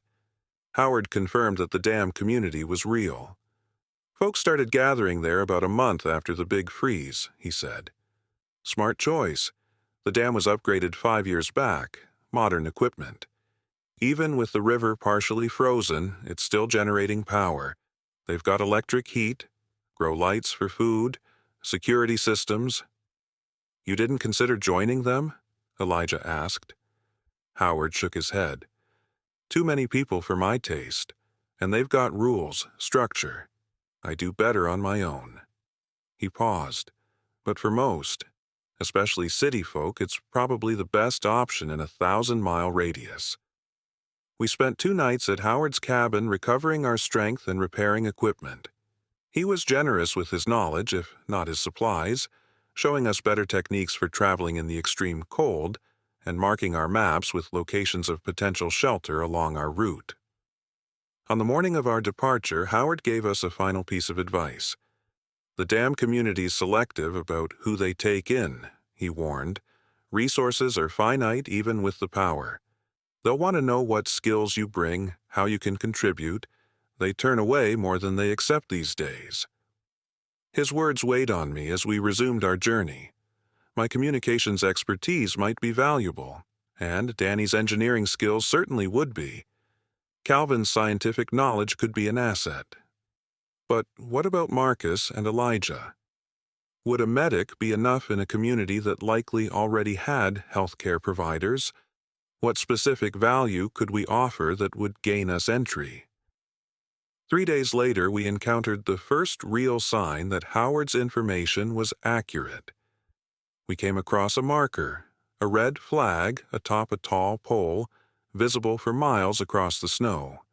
Below it, protected in a weatherproof container, was a map and a note. Dam Community 60 miles west. Approach from north access only. Be prepared to state skills and resources at checkpoint. No weapons permitted inside. The map showed details. The territories we were entering weren't just empty wilderness anymore. They had been claimed, organized, patrolled. It was both encouraging and intimidating, proof that larger-scale survival was possible, but a reminder that the rules had changed. We adjusted our course according to the map, heading for the northern approach. Our pace improved with this concrete confirmation of our destination, though the physical toll of weeks of travel in extreme conditions was becoming increasingly evident. Marcus's injured ankle, never fully healed, was causing him significant pain. Calvin, the oldest among us, struggled with the constant cold despite our best efforts to protect him. Even Danny, the strongest physically, was showing signs of exhaustion. I wasn't in much better shape. My hands, damaged by frostbite during our earlier expeditions from the outpost, ached constantly. The joints in my fingers felt stiff, unresponsive, concerning for someone whose technical skills depended on manual dexterity.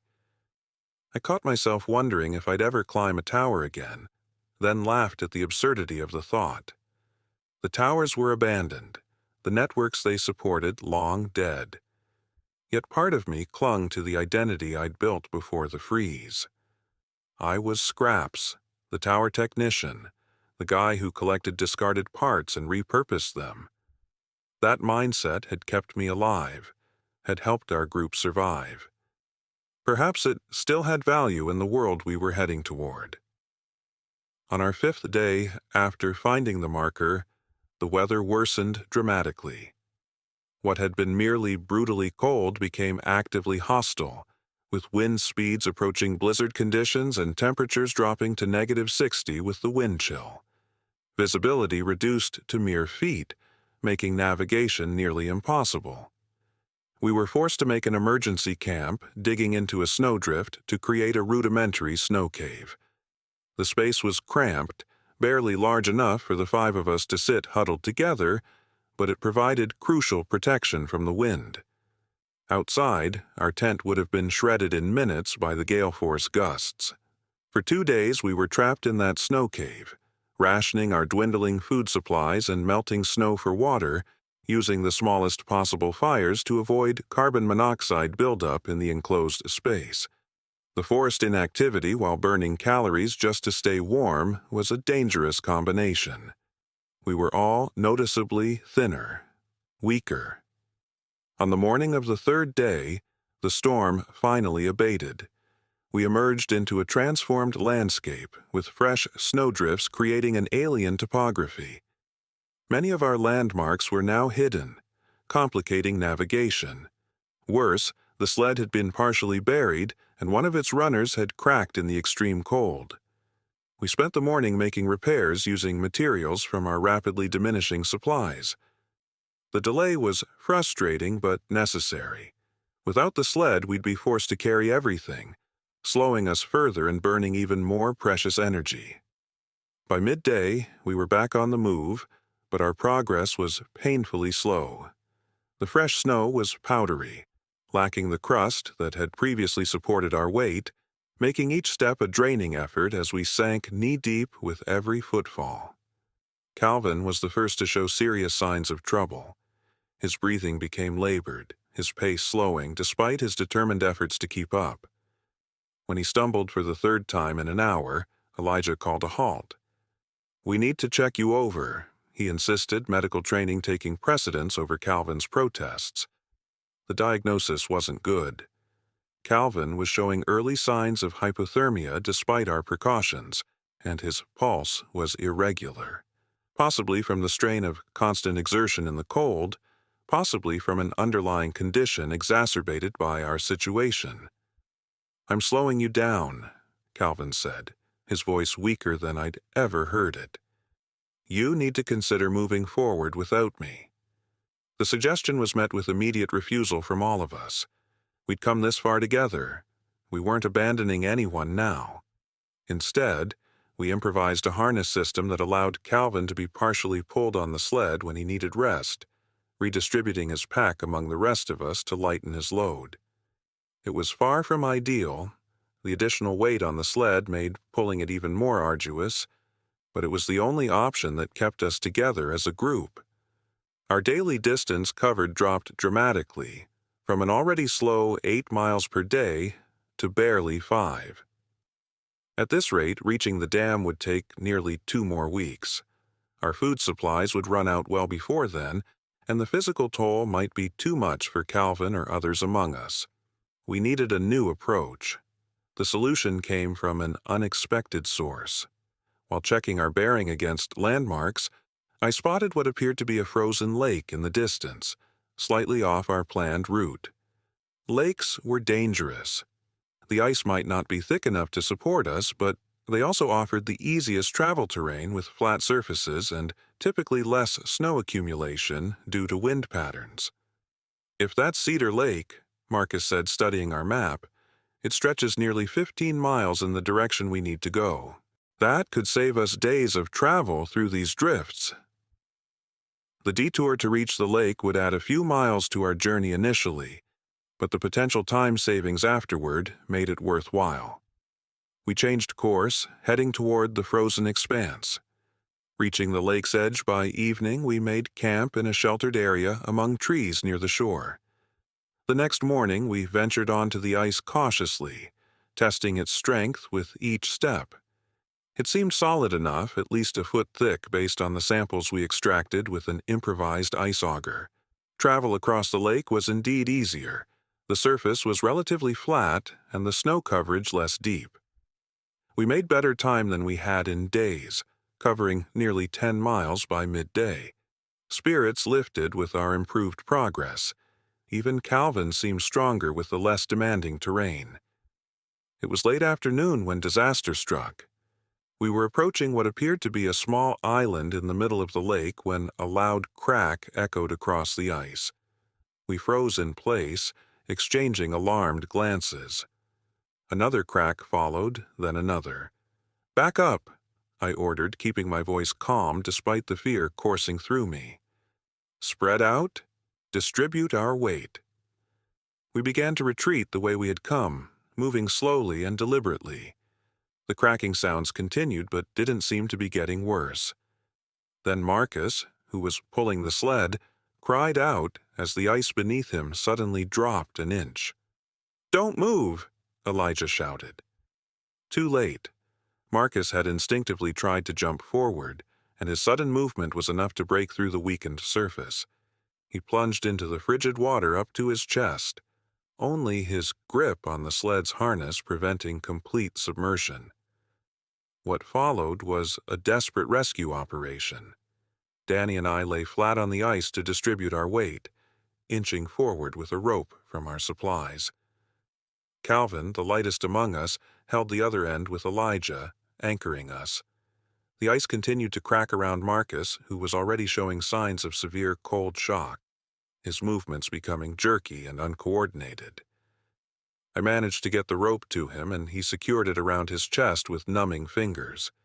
We pulled, slowly dragging him onto more solid ice as water soaked through our outer layers. When he was finally clear of the hole, we didn't have a moment to waste. Hypothermia in these temperatures would kill him in minutes. We half-carried, half-dragged Marcus to the island we'd been approaching, the only land mass within reach.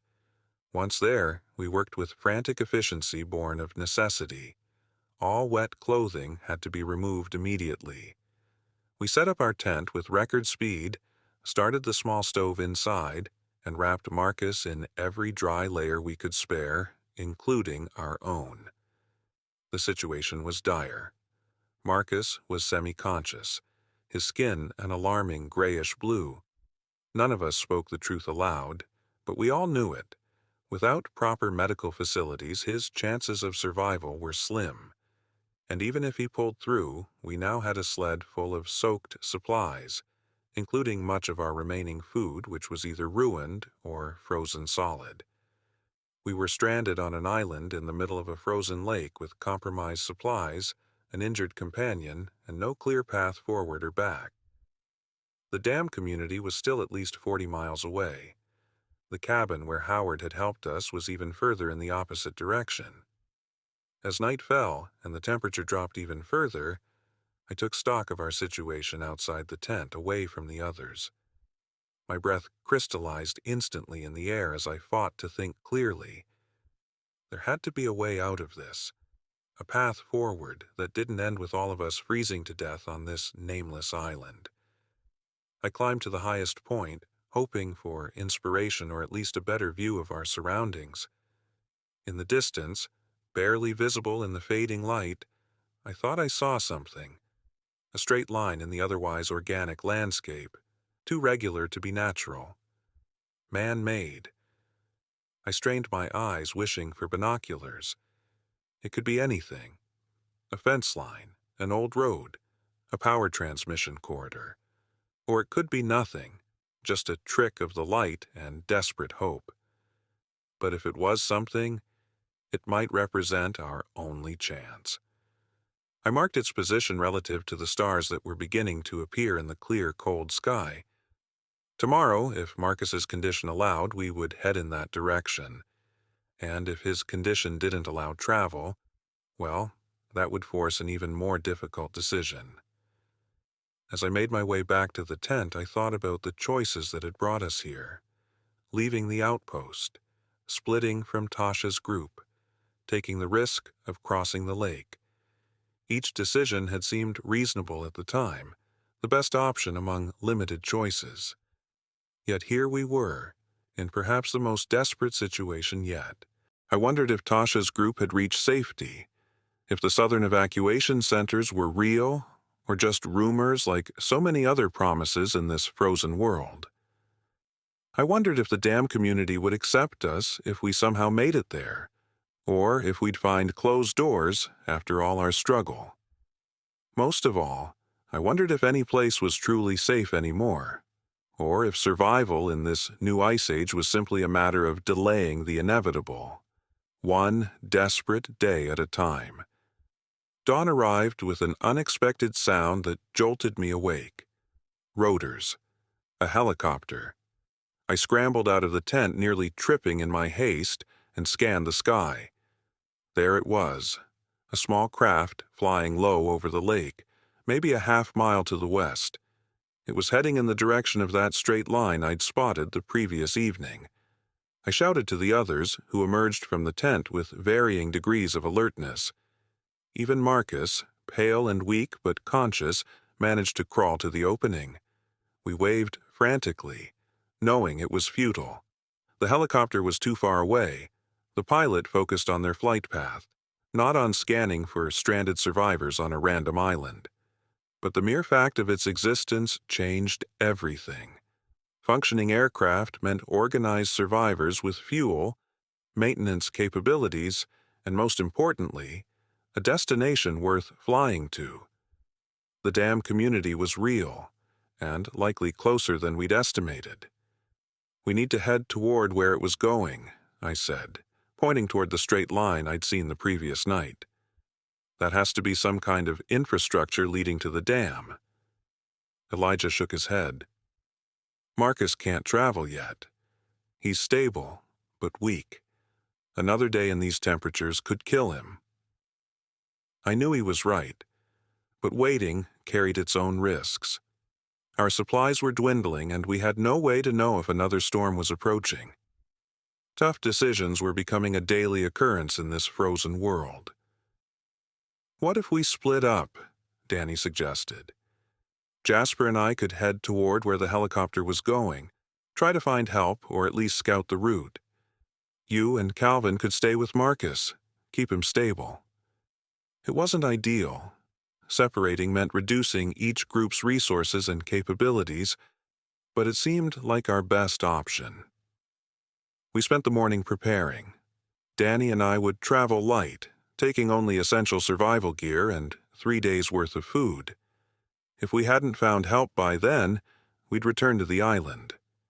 The goodbyes were brief, practical. None of us acknowledged the possibility that we might not reunite.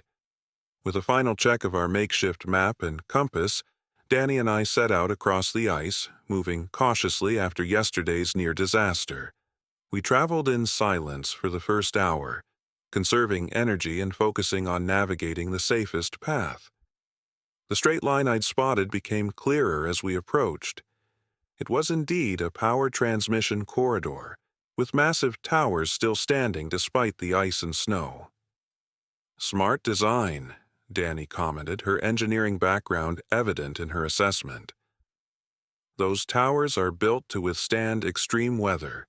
If any part of the grid is still functioning, it would be high-voltage transmission lines like these." The corridor provided an unexpected benefit.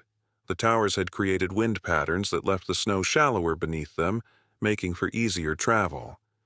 We followed the line of towers westward, making better time than we had in days. By midday, we began to see other signs of human activity. Recent snowmobile tracks paralleled the transmission corridor. A marker post, similar to the one we'd found days earlier, though this one weathered and partially obscured by snow. Most encouragingly, a small shelter built around the base of one tower, clearly designed as a rest point for maintenance workers. We paused at the shelter, grateful for even a brief respite from the wind. Inside, we found evidence of recent use: ashes in the small fire pit, a logbook in a waterproof container. The most recent entry was just 3 days old, signed by Perimeter Security Team 4, Dam Community. "We're close," I said, hope rising for the first time in days.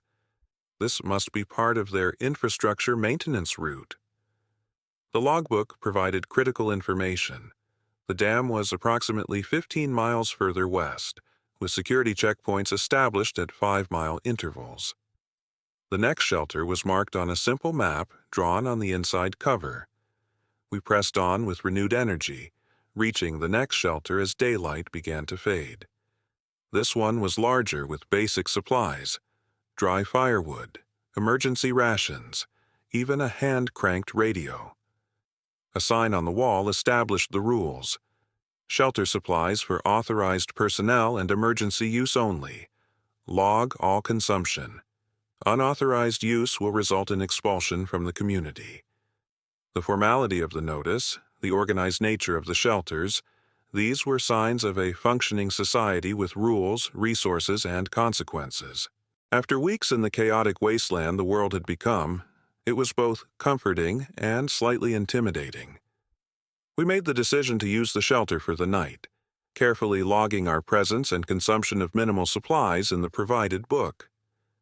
The hand-cranked radio yielded nothing but static on most frequencies, but on one specific channel we caught a brief transmission, a weather report, delivered in clipped professional tones, warning of a system moving in from the northwest with expected temperatures of -70 degrees Fahrenheit with wind chill. The forecast was alarming. Those temperatures would be deadly even with our best equipment. Worse, the system would hit our friends on the island before reaching us. We needed to find help and get back to them before the weather deteriorated. We departed at first light, pushing our pace despite the risks of exertion in the cold. The transmission corridor continued to provide relatively easier travel terrain, and by mid-morning we spotted what appeared to be a guard tower in the distance. As we approached, figures became visible: 2 guards in white winter gear, watching our approach through binoculars. When we were within 100 yards, one raised a megaphone. That's far enough. Identify yourselves and state your business." We stopped, raising our hands to show we weren't a threat. "My name is Jasper Kavanaugh," I called out. "This is Danny Chen. We're survivors seeking assistance. We have 3 more in our group, stranded on an island in Cedar Lake, one with serious injuries from falling through ice." The guards conferred briefly before one disappeared into the tower. The remaining guard kept watch on us, rifle clearly visible, but not aimed directly at us. After what seemed like an eternity but was probably only 10 minutes, the second guard returned with someone else, a woman in her 40s wearing what looked like a modified military parka. "I'm Dr. Reyes, medical director," she called out as she approached with the guard. "How long has your injured companion been stranded?" "Since yesterday afternoon," Danny replied. "Hypothermia, possible frostbite. Our medic has him stabilized, but he needs proper treatment." Dr. Reyes nodded. "All business." We picked up the weather front on our instruments. "It's moving faster than expected." She turned to the guard. "Radio base, tell them we need the rescue sled and medical team. Emergency authorization Alpha 3. The guard spoke into a radio, receiving confirmation almost immediately. Dr. Reyes turned back to us. "We'll send a team to your friends. In the meantime, you'll need to come with us for processing. Standard procedure for all newcomers." We were escorted to a small outbuilding near the guard tower, where we were asked to surrender our weapons, my hunting knife and Danny's ice pick, and submit to a brief medical examination.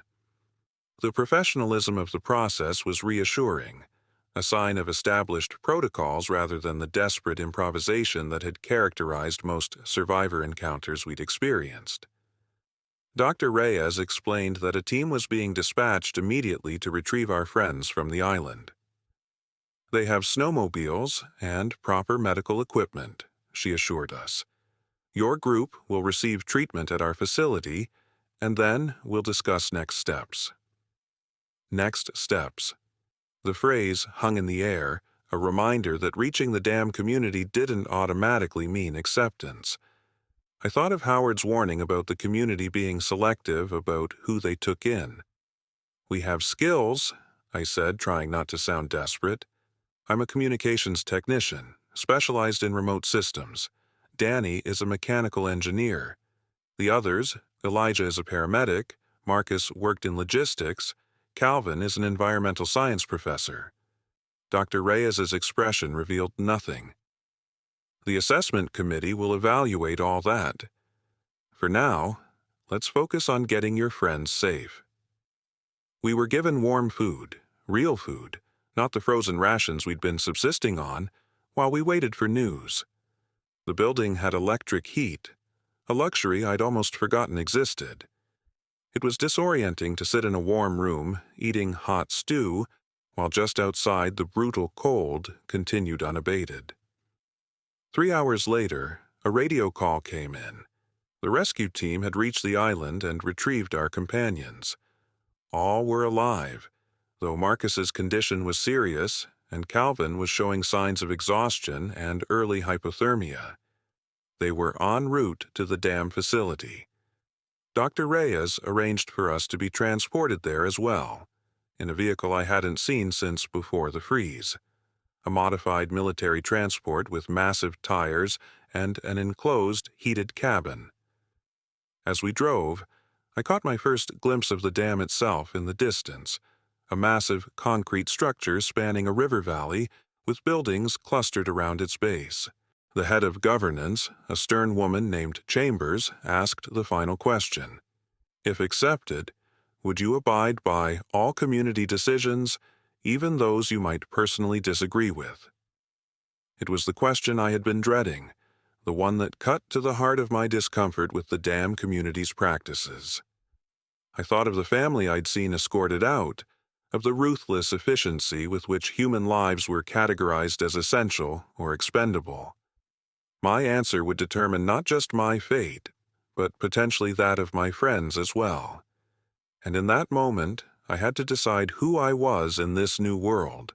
what lines I would cross for survival, and which I would hold firm. The question hung in the air, heavy with implications. Would I abide by all community decisions, even those I might personally disagree with? I would follow rules that ensure community survival, I said carefully. But I believe sometimes an outside perspective can identify blind spots in even the most well-designed systems. My value might sometimes come from respectfully questioning decisions, not just blindly following them. Chambers' expression remained neutral, but I saw Rivera give a slight nod of approval. The committee dismissed me with assurances that I would be notified of their decision within the next few days. As I left the meeting room, I felt a mixture of pride and apprehension. I had spoken honestly, but honesty might not be what they wanted. This community valued certainty, conformity, predictability, qualities that ensured smooth operations in crisis conditions. My answer had introduced an element of unpredictability. I returned to the communications center to complete my work detail, struggling to focus as I wondered about my friend's assessments. Danny had met with the committee yesterday and had been tight-lipped about the experience. Elijah seemed increasingly integrated into the medical team, rarely joining us in the common areas anymore. Calvin was still consulting with the environmental monitoring team, and Marcus remained in medical recovery, his assessment presumably delayed until his condition improved. That evening, I visited Marcus in the medical facility. His physical recovery was progressing well, but I noticed a change in his demeanor, a quietness, a wariness that hadn't been there before. When we were briefly alone, he leaned closer to speak quietly. "They've been asking questions," he said. "Not just about my skills, but about all of you. How you make decisions, whether you follow orders, if there have been conflicts. I think they're assessing us as a group, not just as individuals." The information was concerning but not surprising. The dam community operated on calculated evaluations of risk and benefit. They would want to know if accepting one of us meant potentially disrupting their carefully balanced system with interpersonal conflicts. "What have you told them?" I asked, keeping my voice low. "The truth," Marcus replied. "That we've disagreed but worked through it. That we've made tough decisions together. That we value each other's skills and perspectives." He paused. "But I left out some things. The doubts, the times we nearly gave up. They don't need to know everything." I nodded, understanding his strategy. Present us as competent and cohesive, but not reveal the vulnerabilities that might make us seem unstable or unreliable. The next 3 days passed in a haze of anxiety and routine. Work details, rationed meals, brief interactions with our group members who seemed increasingly pulled into separate orbits within the dam community structure. I found myself missing the outpost, despite its isolation and limited resources. There, at least, we had been free to make our own choices, for better or worse. On the 12th day of our assessment period, we were summoned to the governance office. All 5 of us gathered in the antechamber, the first time we'd all been together since arriving. Marcus was walking with a cane, but otherwise appeared recovered. Calvin looked stronger than he had on the island, though still frail compared to his earlier vigor. Elijah wore the medical team's uniform, seeming already part of the community. Danny's expression was unreadable, her posture tense. Chambers entered the room with 2 security personnel and Dr. Reyes. Her expression gave nothing away as she addressed us.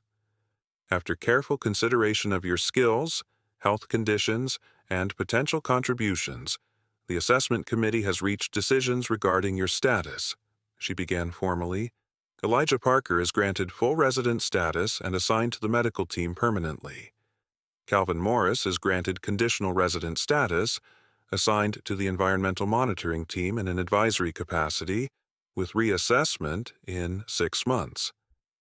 She paused, and I felt my heart rate increase. 2 accepted, 3 still in limbo. Marcus Wells is granted recovery extension status.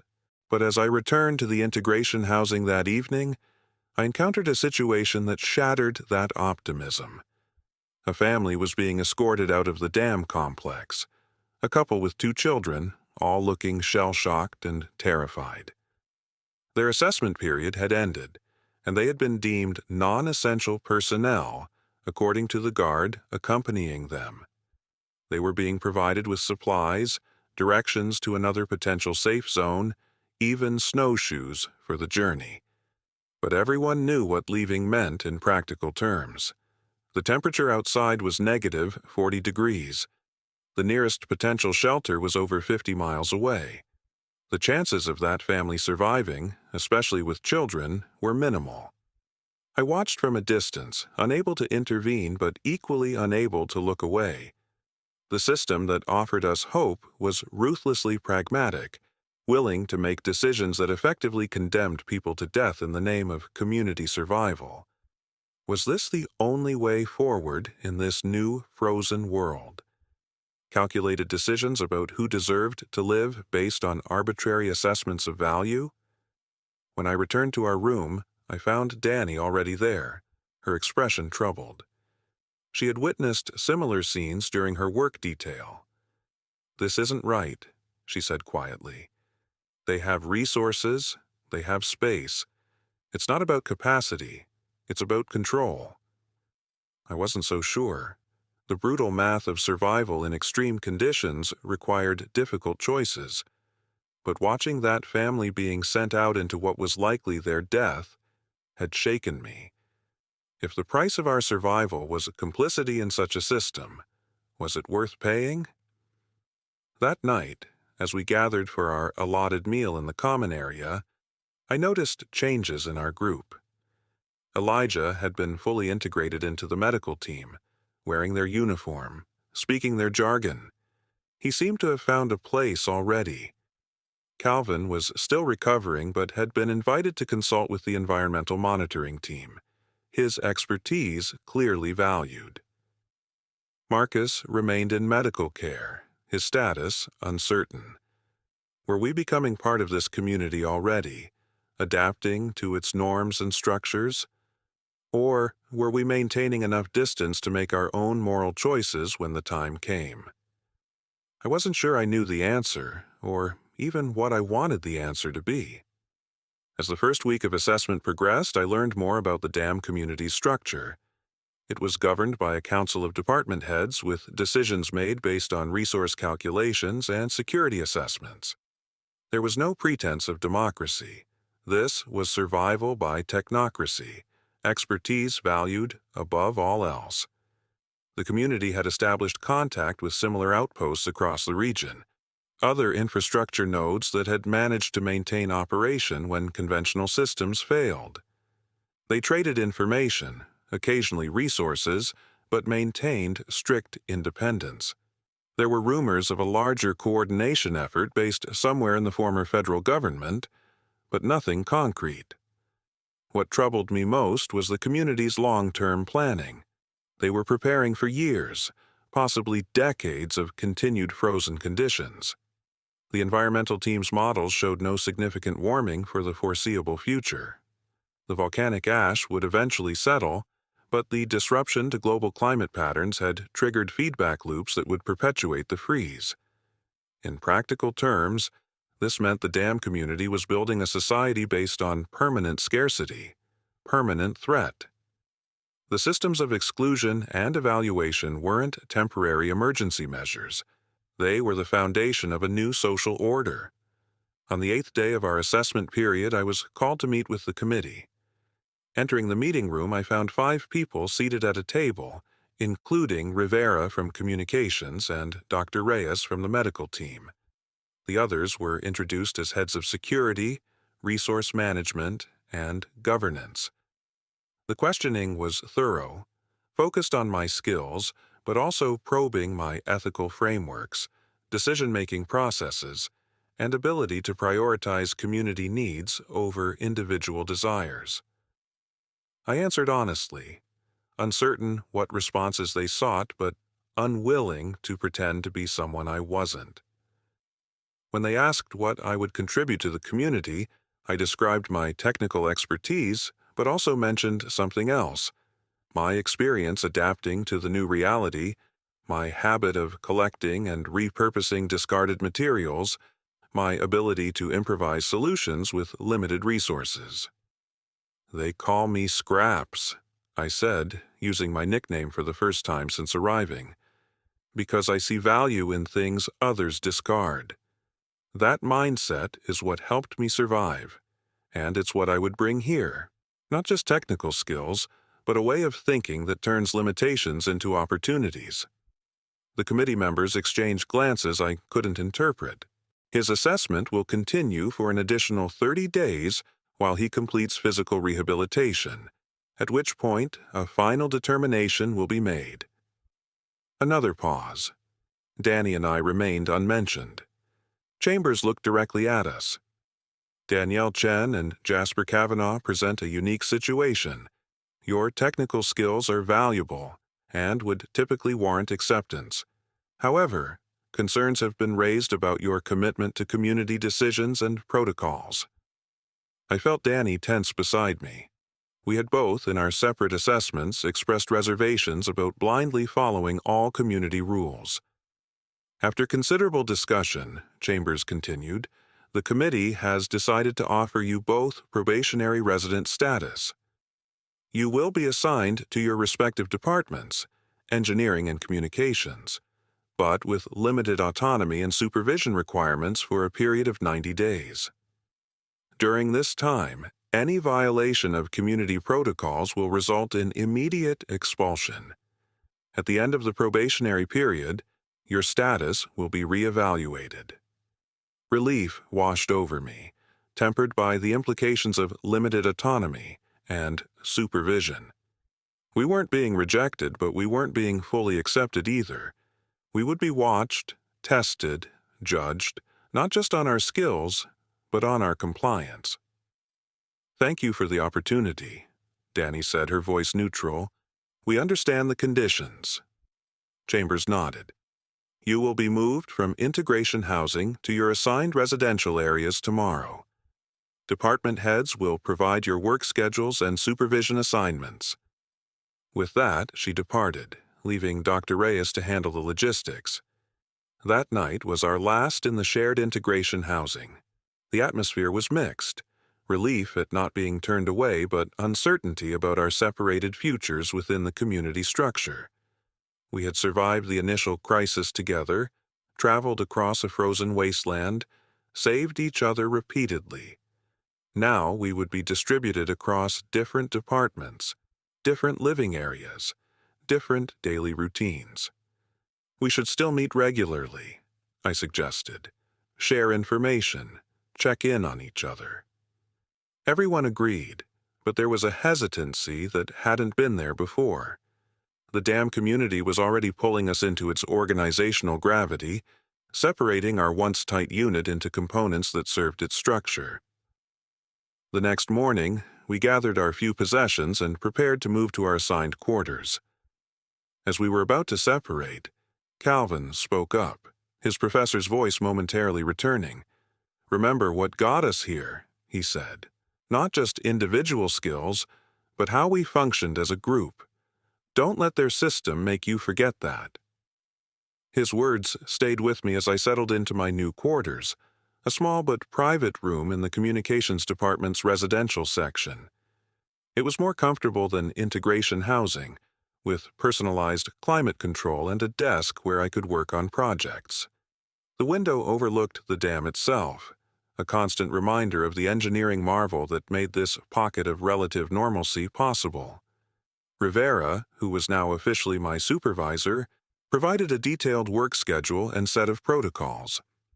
I would be working primarily on maintaining the radio network, with secondary responsibilities for internal communication systems. All activities would be logged, all repairs or modifications approved in advance, all movements outside the community perimeter accompanied by security personnel. "It's not personal," Rivera said, noting my expression as I reviewed the restrictions. Everyone starts with limitations. Prove yourself reliable, and your autonomy will increase. The following weeks established a new routine. Work shifts focused on technical problems that challenged my skills, but operated within strict parameters of authorized solutions. Rationed but adequate meals in department-specific dining areas. Limited recreational time in common spaces. Regular check-ins with supervision personnel. I saw my friends less frequently than I'd hoped.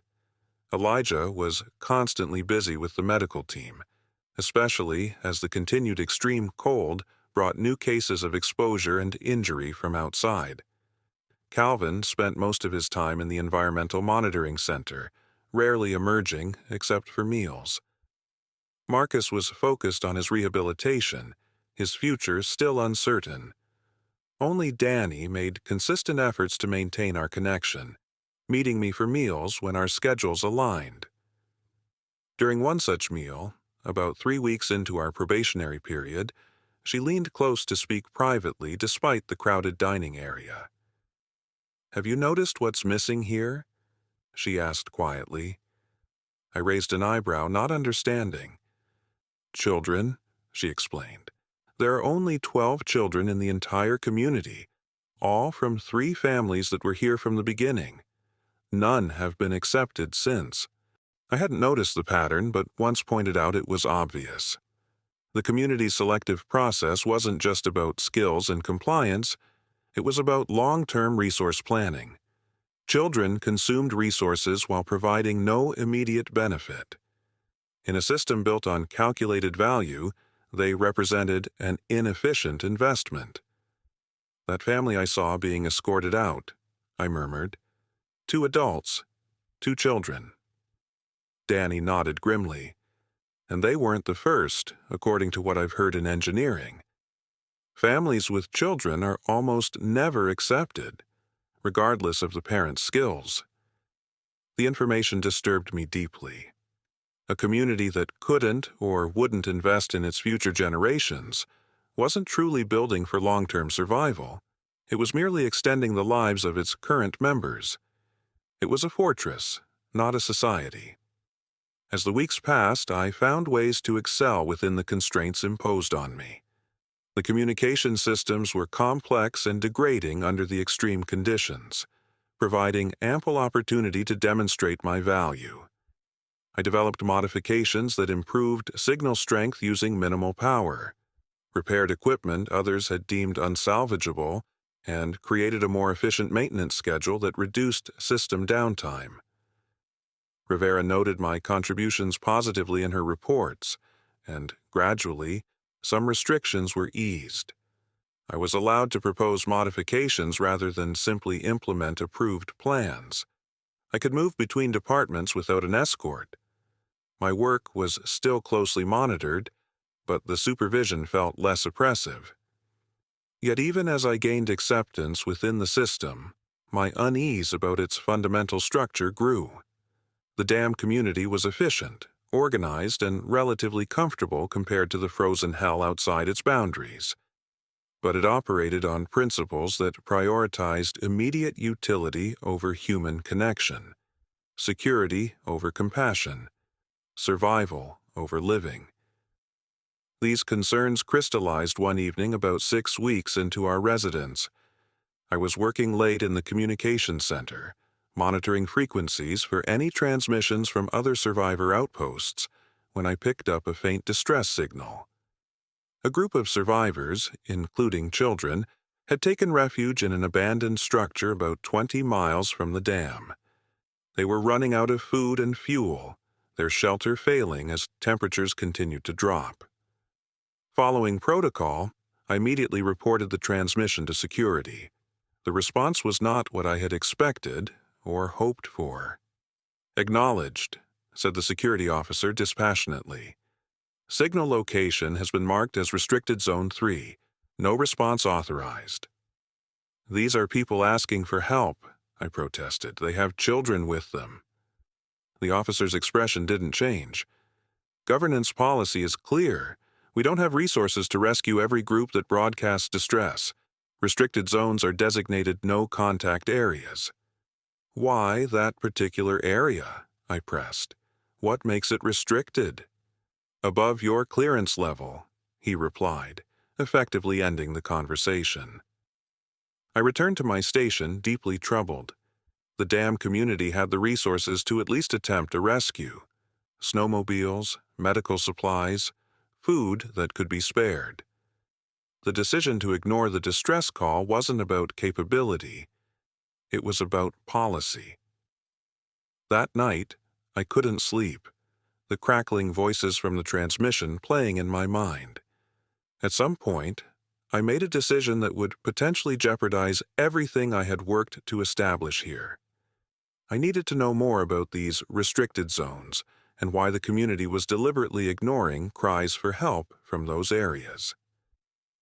Using my access to the communication systems, I began a careful, methodical search through archived transmissions and response logs. What I found was disturbing. There were 17 designated restricted zones in the area surrounding the dam, each with specific non-intervention protocols. Some were labeled as resource depletion risk, others as security threat, still others simply as unsustainable demographic profile, which I suspected was code for groups with too many children or elderly. But the most troubling discovery came when I cross-referenced the restricted zone locations with the environmental monitoring data Calvin had access to.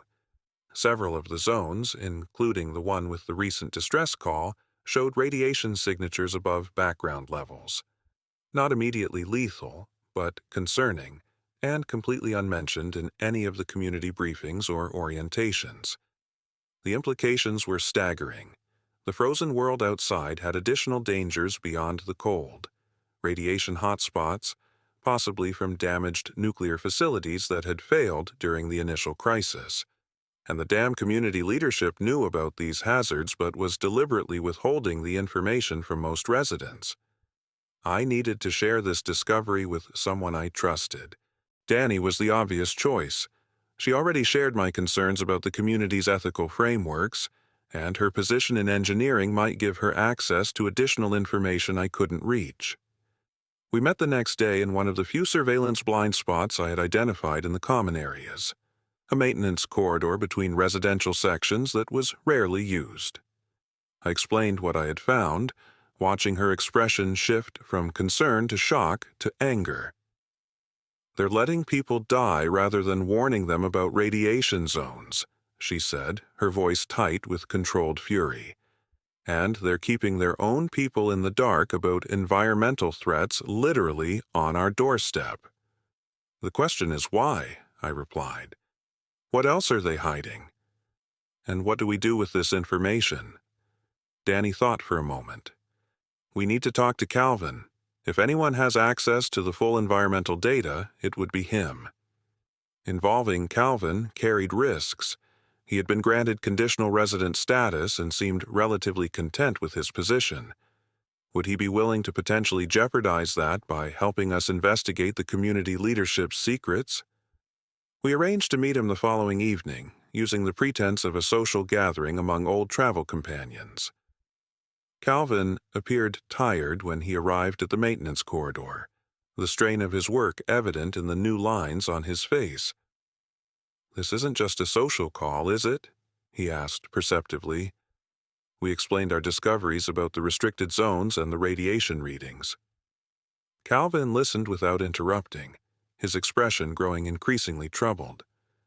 "I've seen the radiation data," he confirmed when we finished. "But it's been presented as historical information, background readings from before the freeze. There's been no mention of current hotspots or their correlation with human settlements.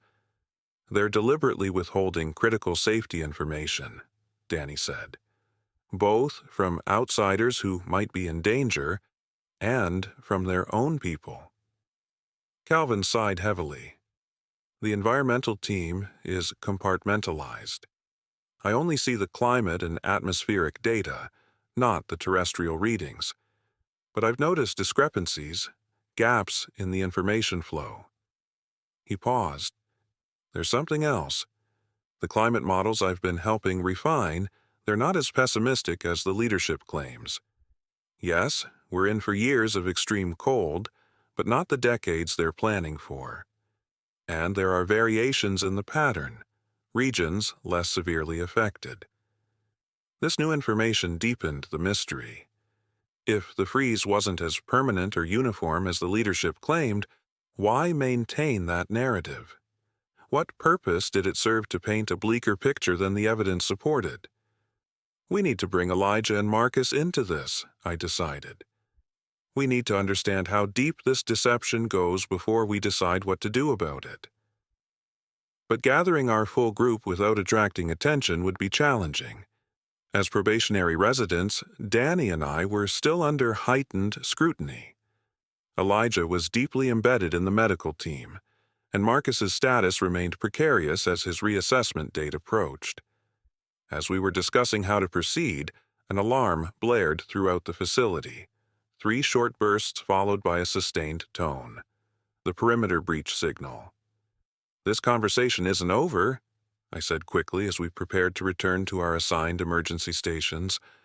"We'll find a way to meet again." Little did I know that the perimeter breach would accelerate our investigation in ways I couldn't have anticipated, forcing confrontations and decisions that would determine not just our place in the dam community, but the nature of survival itself in this frozen new world.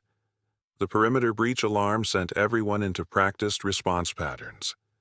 I reported to the communications center as required, where staff were already coordinating security teams and monitoring surveillance feeds. The room buzzed with focused energy, none of the panic you might expect during an emergency. These people had drilled for this situation repeatedly. "Breach at North Checkpoint 3, Rivera announced as I took my station. Multiple individuals, armed, attempting forced entry. I watched the feeds with growing concern. The breach wasn't a desperate family seeking shelter or lone survivors stumbling upon the dam by chance. This was an organized group of at least 15 people with weapons and cold-weather vehicles, snowmobiles modified for extreme conditions, and what appeared to be a larger transport with makeshift armor plating. Security teams were deploying with practiced efficiency, taking defensive positions and establishing a containment perimeter. The dam community's response was impressive, but the situation remained volatile. If the intruders came prepared for resistance, this could escalate quickly. Through the communications system, I heard the security team leader attempt contact. "Attention approaching group. This is dam community security.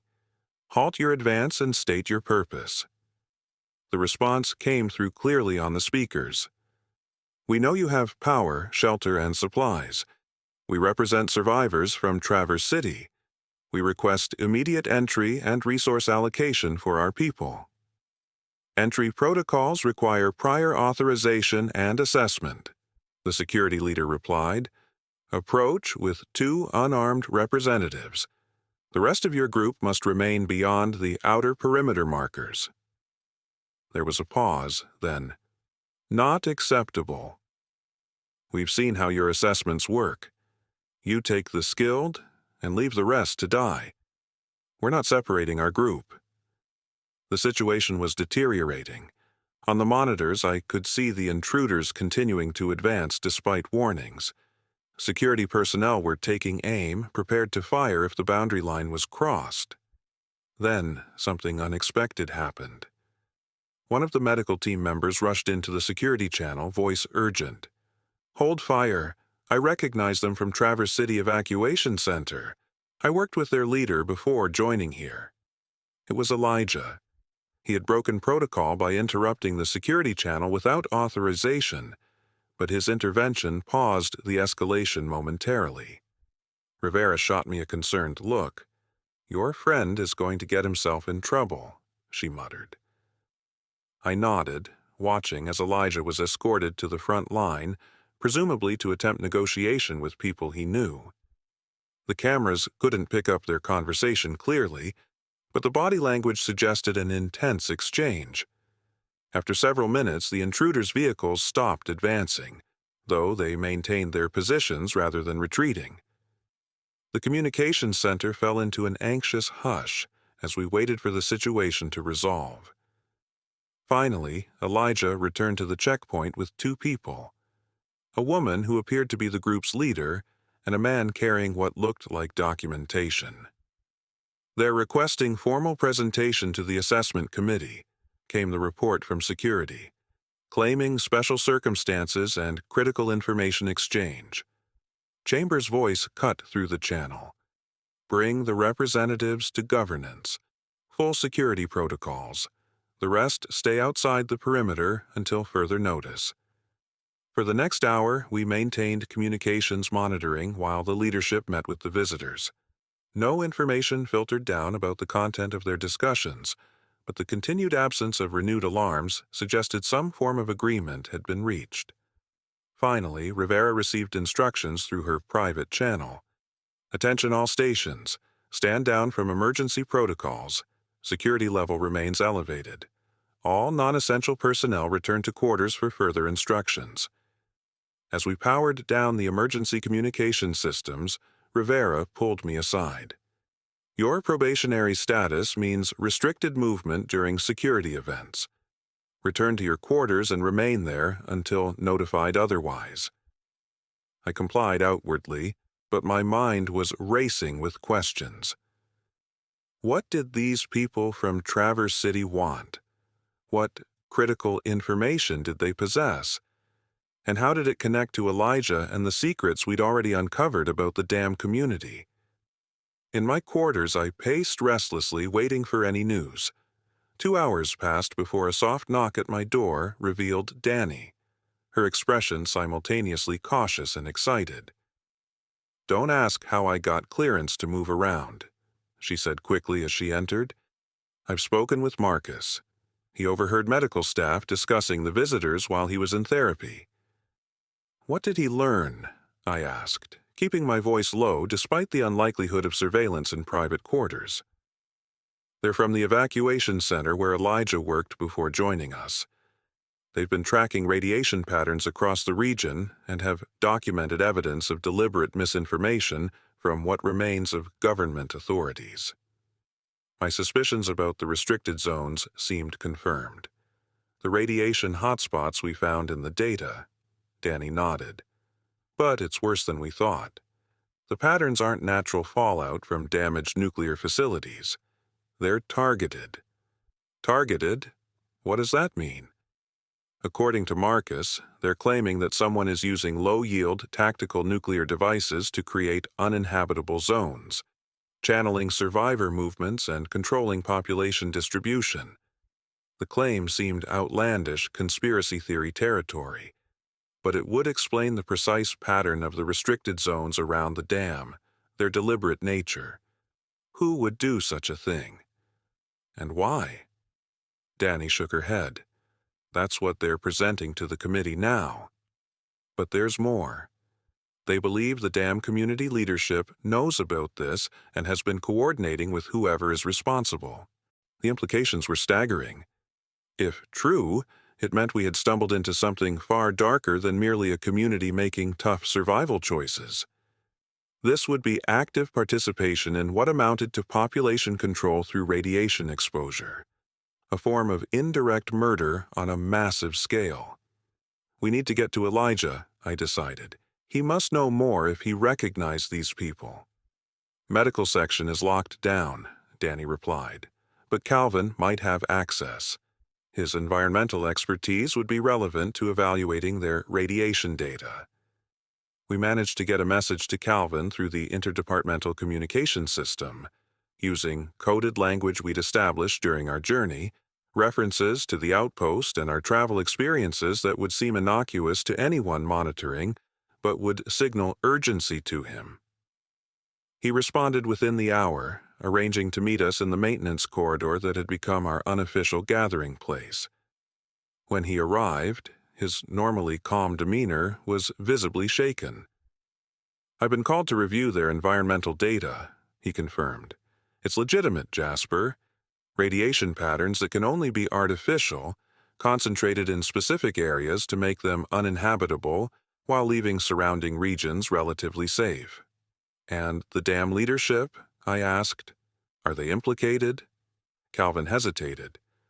Not directly in causing the radiation events, but they've known about them, mapped them, and used that information to make decisions about which distress calls to respond to and which to ignore.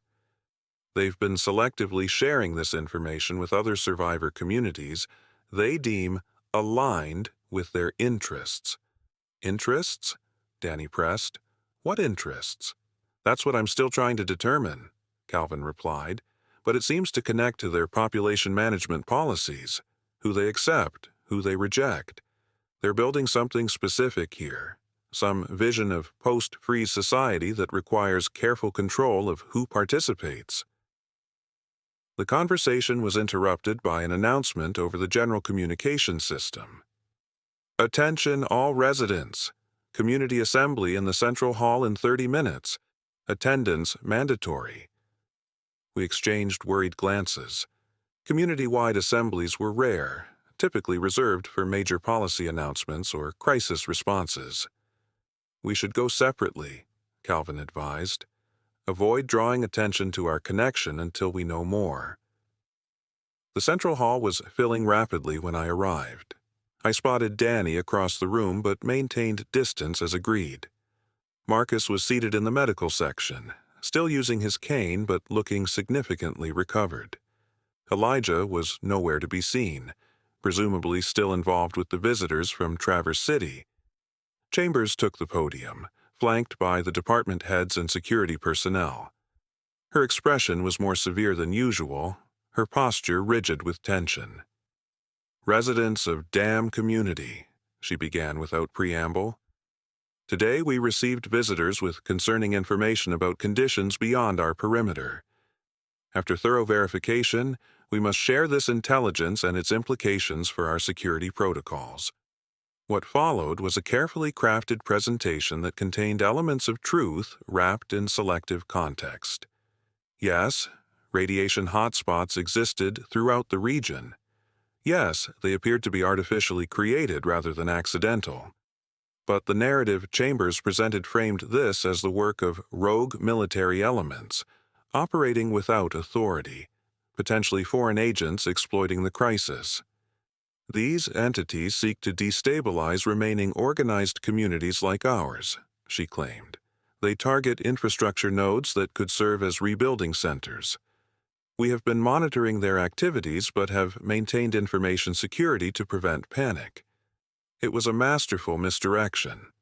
By acknowledging the radiation threat but attributing it to external enemies, the leadership was positioning themselves as protectors rather than collaborators.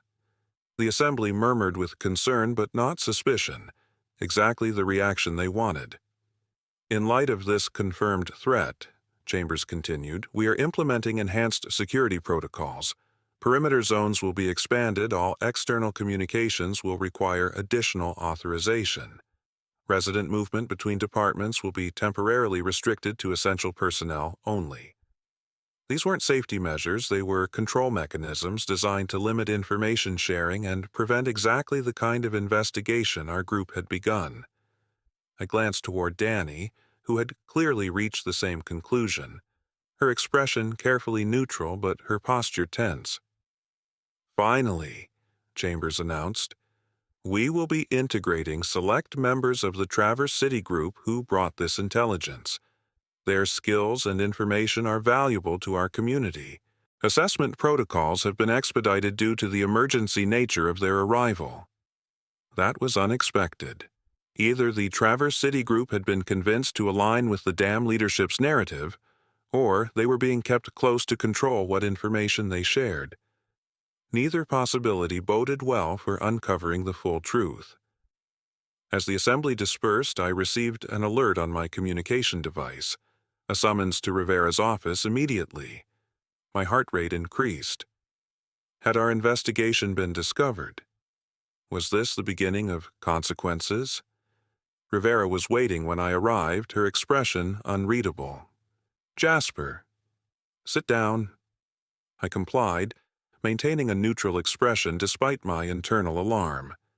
Communications is being tasked with expanding our monitoring capabilities, she said without preamble. We need to establish additional remote listening posts to track these rogue elements Chambers mentioned. Your tower experience makes you uniquely qualified. It wasn't what I had expected. This wasn't punishment. It was an assignment.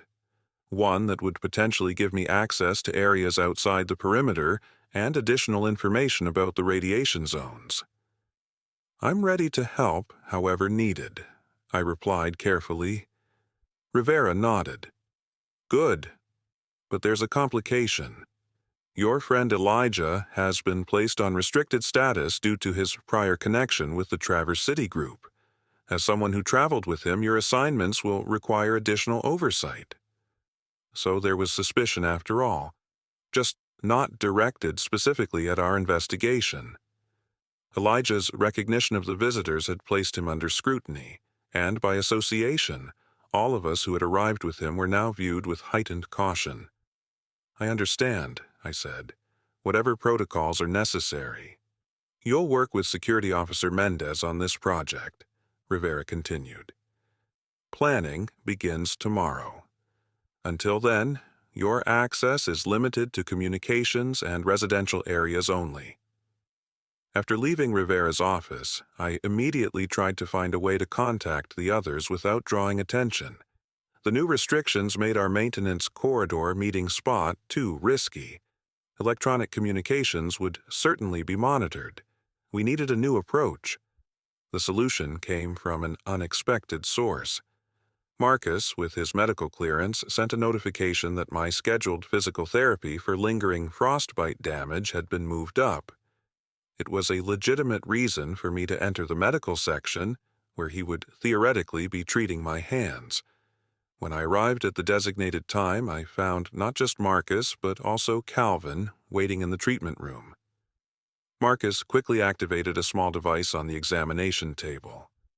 Signal disruptor, he explained softly, creates enough interference for casual monitoring equipment to pick up only general conversation patterns, not specific words.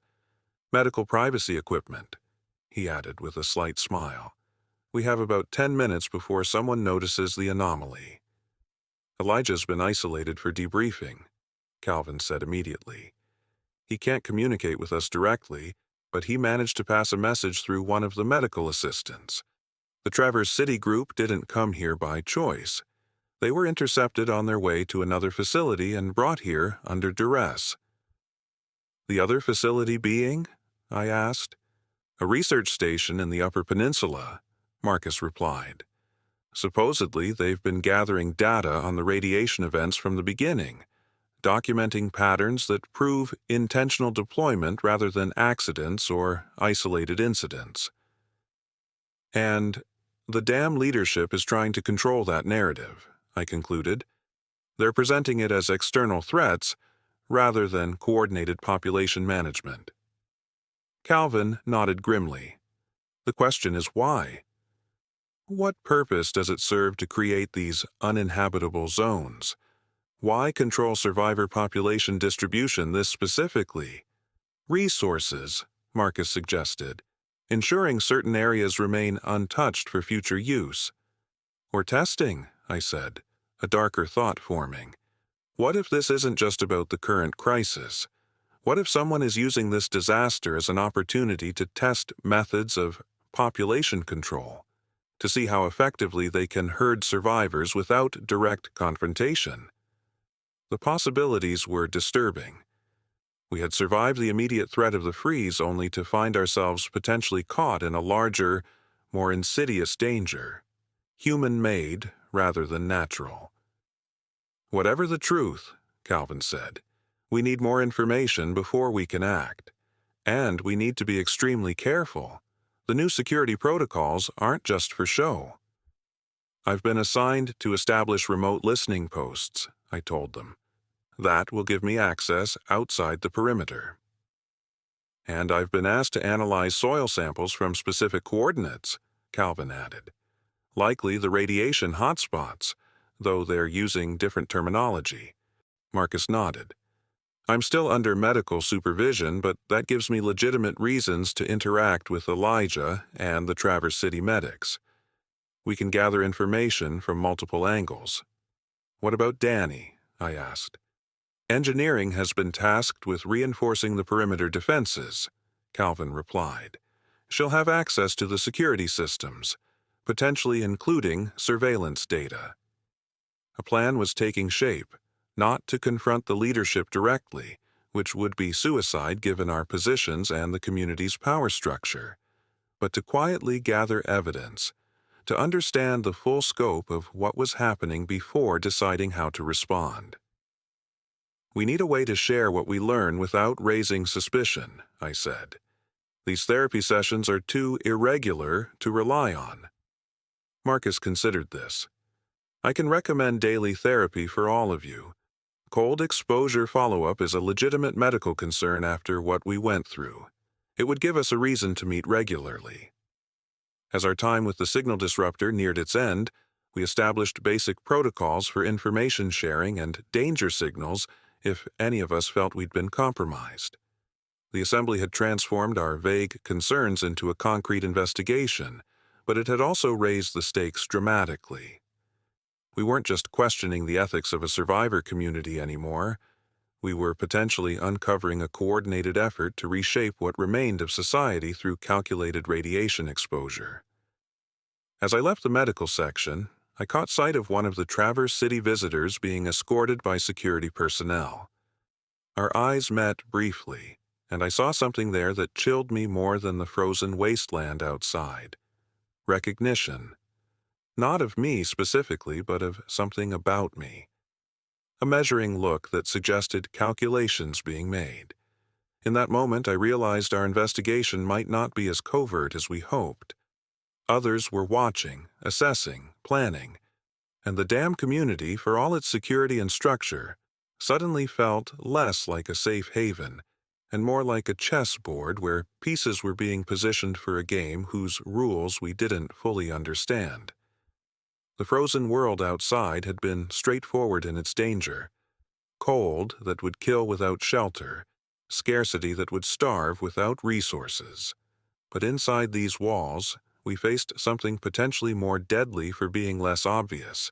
Information frozen in patterns of deception, truth buried under layers of plausible denial, and power wielded by those who believed the ends justified any means. Our journey through the ice had led us here, but the real struggle for survival was just beginning. And like the volcanic winter that had transformed the world, the changes happening within the dam community's power structure would reshape what remained of humanity in ways we were only beginning to comprehend. My work on the remote listening posts began the next day. Security Officer Mendez was assigned as my supervisor, a taciturn woman with military bearing who revealed little about herself beyond her immediate duties. She watched my every move as I prepared the equipment, testing signal strength and power efficiency. We'll be placing 3 units, she explained as we loaded the gear onto a specialized snow vehicle, each approximately 5 miles from the perimeter in different directions. Your job is technical setup only. I handle security assessment and positioning. The implication was clear. I wasn't to question placement locations or the strategic purpose of the stations. Just install the equipment and keep my observations to myself. Leaving the dam complex felt strange after weeks inside its controlled environment. The world outside remained a frozen wasteland, temperatures hovering around -30 degrees despite it being what should have been early spring. The snow had compacted and crusted, creating an alien landscape of wind-sculpted formations that bore little resemblance to the terrain I remembered from before the freeze. The first installation site was to the northeast, in what had once been a small state park. Now it was just a collection of snow-covered lumps that might have been buildings, picnic shelters, or natural features, impossible to distinguish under the thick white blanket. Mendez watched silently as I assembled the listening post. A sophisticated package of sensors, communications equipment, and power systems designed to operate autonomously in extreme conditions. The technology was impressive, far more advanced than what I'd worked with before the freeze. Someone had been developing these systems with this specific purpose in mind, and not recently. As I connected the final components and initiated the startup sequence, I noticed something odd about the sensor array. It included radiation detection equipment calibrated for specific isotopes, the kind that would be present in tactical nuclear devices rather than power plant failures. This confirmed what we'd learned from the Traverse City group. The radiation hotspots were deliberate, and the dam community had been monitoring them from the beginning. I carefully maintained my professional demeanor, giving no indication that I'd noticed anything unusual. "System online," I reported. "Signal strength optimal. Battery backup shows full charge." Mendez nodded, making notes on her tablet. "Pack up. Next location is west." As we traveled to the second site, I observed our surroundings with heightened attention. We were following a route that seemed deliberately chosen to avoid certain areas, making wide detours around coordinates that matched what I remembered of the restricted zones from the communication center's maps. The second installation went similarly to the first, though this listening post had additional equipment, a small camera system with motion detection. As I connected it, Mendez finally broke her silence with something beyond procedural instructions. "You have questions," she stated flatly. Not an invitation to ask them, merely an acknowledgement of my obvious curiosity. I chose my words carefully. The equipment configuration suggests multiple monitoring priorities beyond standard communications. She studied me for a moment, seemingly deciding how much to share. The threats we face aren't limited to the cold or resource scarcity. Some are more insidious. "The rogue elements chambers mentioned?" Mendez's expression tightened slightly. "Among others, the freeze didn't just change weather patterns, it changed power structures, realigned interests. Some see opportunity in chaos." It was a cryptic response, but revealed something important. Not everyone in the security apparatus fully bought into the leadership's narrative. Mendez was choosing her words carefully too, neither fully confirming the official story nor directly contradicting it. The third installation site was the most revealing. Located on a ridge overlooking what had been a small rural community before the freeze, it provided a clear view of a valley that showed signs of recent human activity.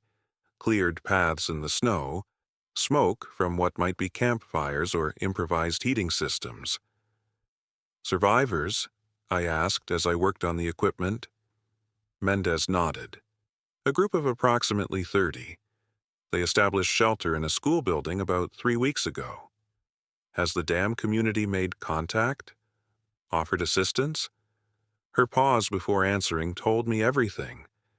"They've been categorized as resource-intensive with limited skill contribution potential.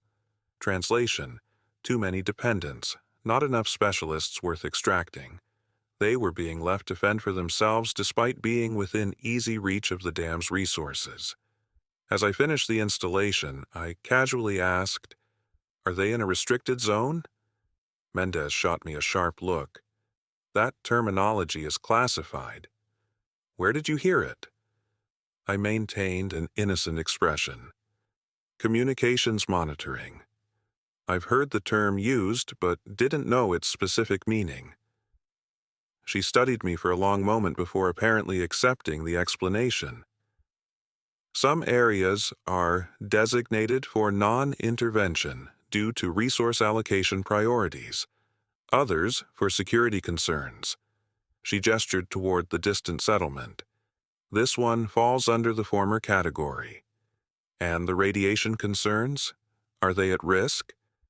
Another evaluating look. "That settlement is in a clear zone. For now." The implication in those last 3 words chilled me more than the bitter cold surrounding us. For now.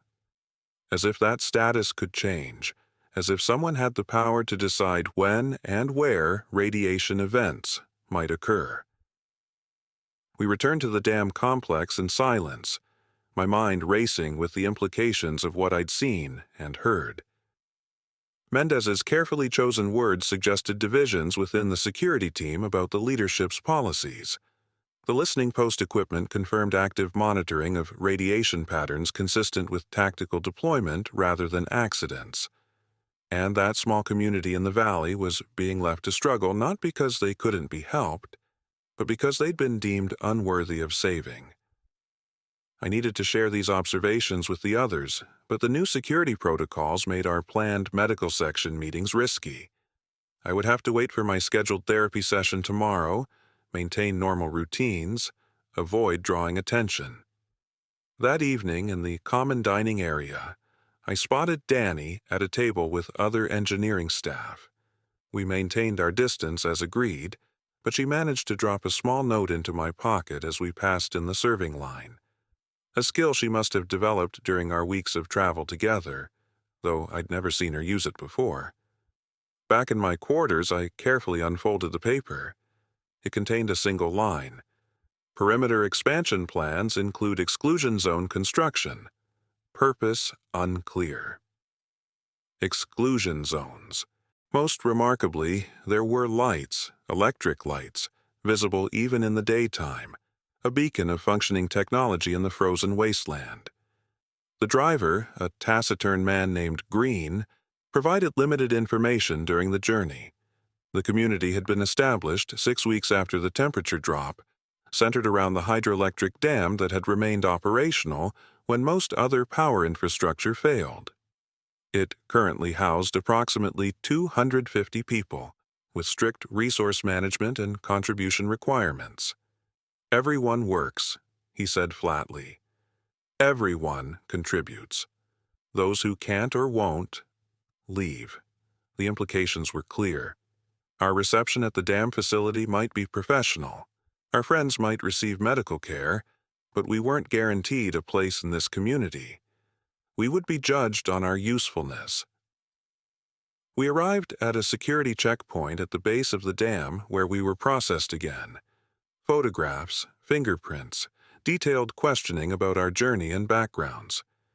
It felt surreal, this vestige of bureaucracy in a world I'd thought had abandoned such structures. From there, we were escorted to the medical facility, a repurposed administrative building with surprisingly advanced equipment. Marcus was already there, connected to monitoring devices, receiving treatment for hypothermia and frostbite. Elijah was assisting the medical staff, his paramedic training immediately put to use. Calvin was in a separate room, receiving oxygen and warmed fluids. The reunion was emotional but brief. Medical personnel whisked Danny and me away for our own examinations, more thorough than the initial screening at the checkpoint. My frostbitten fingers received particular attention, with a doctor noting permanent damage to several joints. "You're lucky," she commented while applying a specialized treatment. "Another few days out there, and you might have lost these fingers entirely." Lucky wasn't the word I would have chosen, but in relative terms perhaps we were. We had survived when so many hadn't. We had found our way to perhaps the only functioning infrastructure within hundreds of miles. But what came next remained uncertain. After treatment, we were escorted to what they called integration housing, temporary accommodations for newcomers still being evaluated for permanent residence. The room was small but private, with a real bed, electric heat, and running water, albeit rationed to 3 minutes per person for showers. A community representative named Wilson came to explain the process. We would remain in integration housing for up to 2 weeks while the assessment committee evaluated our skills, health, and potential contributions. During this time, we would be assigned temporary work details to demonstrate our capabilities. "I'll be honest," Wilson said, his tone matter-of-fact rather than unkind. "We turn away more people than we accept these days. Resources are finite, space is limited. and the community's survival depends on maintaining a sustainable population with complementary skills. "What happens to those who aren't accepted?" Danny asked. Wilson's expression tightened slightly. "They're given supplies sufficient for 2 weeks of travel and directed to other potential safe zones. We don't abandon people to die, but we also can't save everyone at the expense of the community's survival." That night, lying in a real bed for the first time in nearly 2 months, I found sleep elusive despite my exhaustion. The dam community represented everything we'd been seeking: safety, sustainability, purpose. But acceptance wasn't guaranteed, and the thought of being turned away after coming so far was almost unbearable. More troubling was the possibility that our group might be split up. Marcus's injuries might make him a liability in the committee's eyes. Calvin's age could work against him despite his knowledge. Would they separate us, accepting some while rejecting others? Would we be forced to choose between staying in safety or continuing together into the unknown? The next morning, we were assigned our temporary work details. Danny was sent to assist with mechanical systems maintenance. I was assigned to the communications team, working on maintaining the radio network the community used for perimeter security and contact with other outposts. The communications center was a revelation.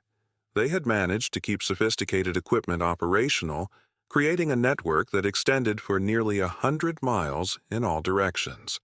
Solar-powered repeaters, wind-resistant antenna arrays, backup systems. It was an impressive achievement given the circumstances.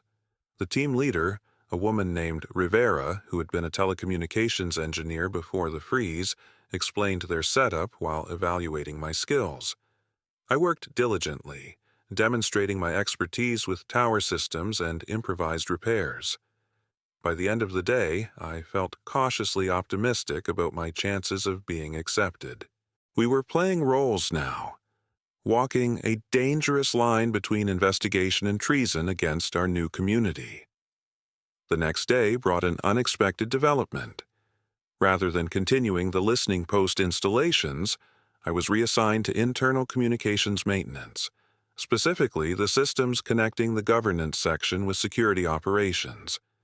The change came directly from Chambers' office, with no explanation provided. The reassignment could be innocent, a legitimate need for technical expertise on critical systems, or it could mean my activities had drawn attention, that I was being pulled back inside where I could be more closely monitored.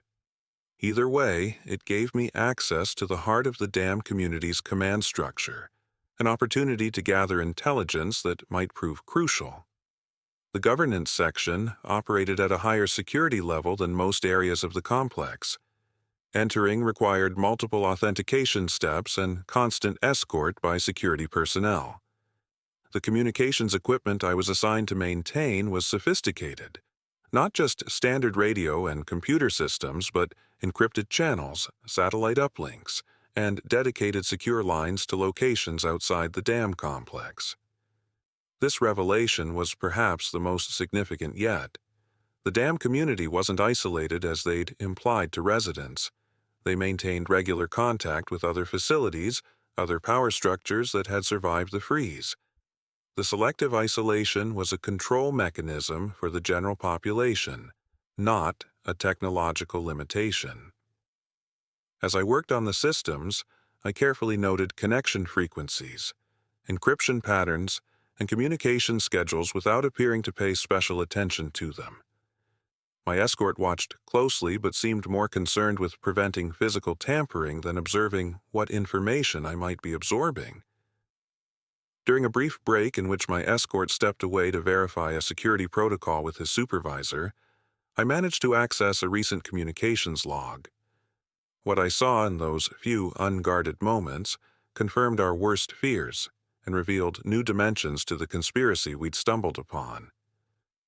The dam leadership was in regular contact with at least 7 other facilities across the region, mostly infrastructure nodes like the dam itself, places with independent power generation capacity and defensible positions. They referred to themselves collectively as continuity sites, and operated under a unified command structure with designations that suggested military or government origins.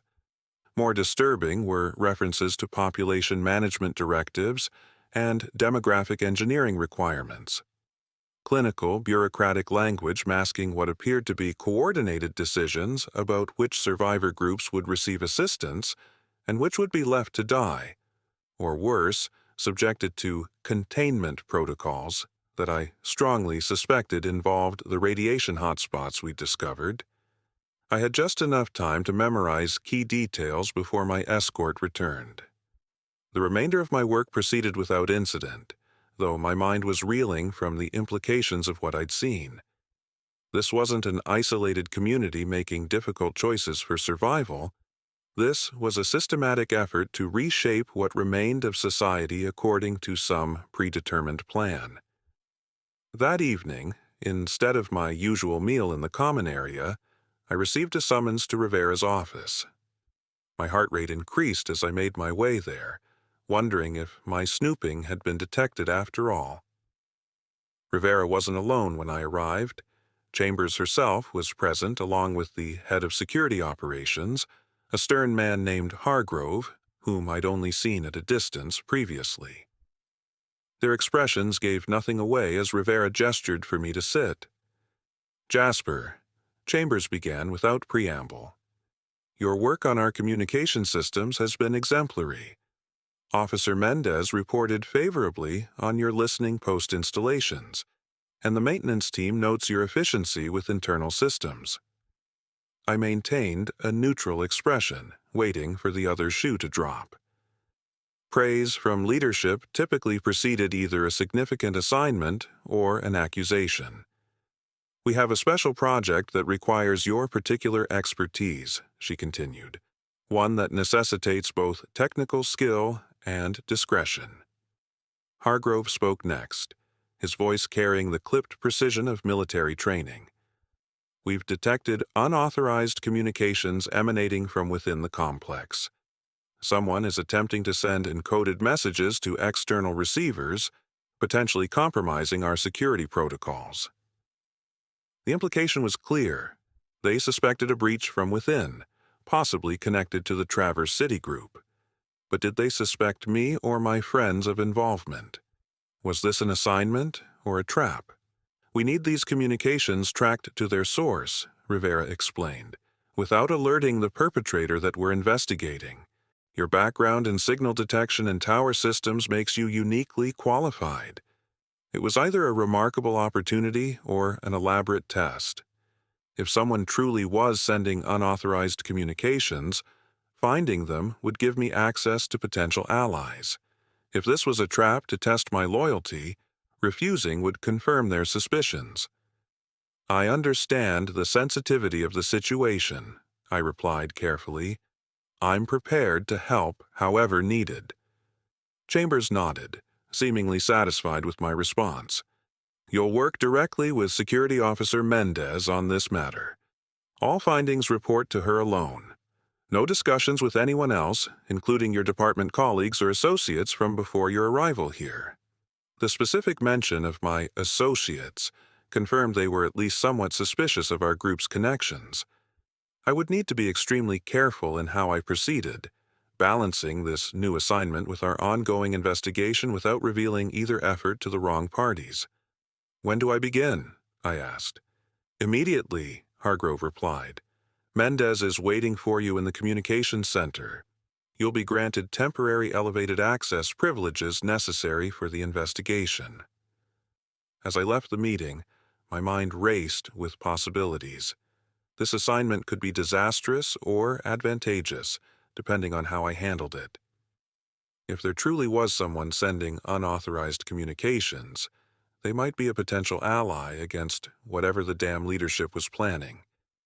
If it was a test of my loyalty, failing it would mean losing what limited freedom and access I'd managed to maintain. Mendez was indeed waiting in the communications center, her usual stoic expression firmly in place.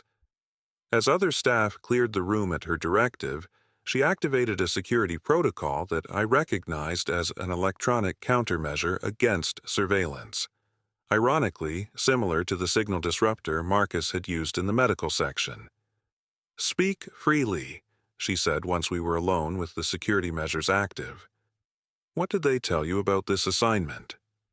Her direct approach caught me off guard. "That someone is sending unauthorized external communications, and they want it tracked to the source." She nodded, studying me with an intensity I hadn't experienced even during our work outside the perimeter. "And you agreed without hesitation." It wasn't a question, but I answered anyway. It's my area of expertise. Refusing would have raised questions about my willingness to support community security. "Smart," she said after a moment, "but incomplete. You also saw an opportunity to gather information, to understand more about what's happening here. Your curiosity has been evident from the beginning, Kavanaugh. The question is what you intend to do with what you learn." This was dangerous territory. Her words could be a genuine probe from someone with her own doubts, or an elaborate trap to elicit incriminating statements. I chose a response that acknowledged her observation without confirming or denying her implication. In my experience, understanding systems is the first step to maintaining them effectively. That applies to communications networks, power distribution, or community structures. A faint smile crossed her normally impassive face. "Diplomatic. Let me be more direct. You and your associates have been investigating certain aspects of the dam community's operations. Restricted zones, radiation patterns, selective rescue protocols." My blood ran cold. She knew. But she hadn't reported us or we'd already be in detention, which meant she had her own agenda in this situation. "Why tell me this?" I asked, abandoning pretense. "Because the unauthorized communications you've been assigned to track originated from within the security section itself. There are factions forming, Kavanaugh. Not everyone agrees with the continuity protocols or how they're being implemented." The revelation hit like a physical blow. The conspiracy had additional layers, not just the dam leadership implementing some external directive, but resistance within their own ranks. And now I was being pulled into this internal conflict, potentially as a pawn, possibly as an ally. "What exactly are these continuity protocols?" I asked, seizing the opportunity for direct information. Mendez's expression darkened. "The systematic preservation of selected genetic, intellectual, and skill diversity to ensure optimal rebuilding capacity following catastrophic population reduction. In practical terms, deciding who lives, who dies, and who gets to determine those categories." Her clinical description confirmed our worst suspicions. But one phrase stood out ominously: "following catastrophic population reduction." As if the freeze and its immediate effects were just the beginning of a larger process. "The radiation events," I said. "They're deliberate. Part of this population reduction." Mendez nodded grimly. Phase 1 was natural. The volcanic winter caught everyone by surprise, even those who had contingency plans. Phase 2 is managed decline, creating uninhabitable zones to channel survivor movements, establishing assessment centers to extract valuable individuals while leaving the rest to succumb. "And Phase 3, I asked, dreading the answer. Her eyes met mine, cold with the knowledge she carried. "Scheduled to begin in approximately 50 days, when the radiation pattern reaches critical coverage and the designated survivor population has been consolidated in controlled environments." The implication was clear and horrifying. We weren't just witnesses to tough survival choices or even unethical population management. We had stumbled into the implementation stage of what amounted to a controlled extinction event, one with a rapidly approaching deadline for whatever came next.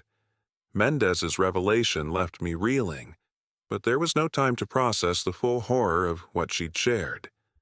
We had to maintain the appearance of conducting the assigned investigation while actually working toward a different goal altogether. Who else is involved in this resistance? I asked, keeping my voice low despite the countermeasures against surveillance. Compartmentalized cells, she replied. For security.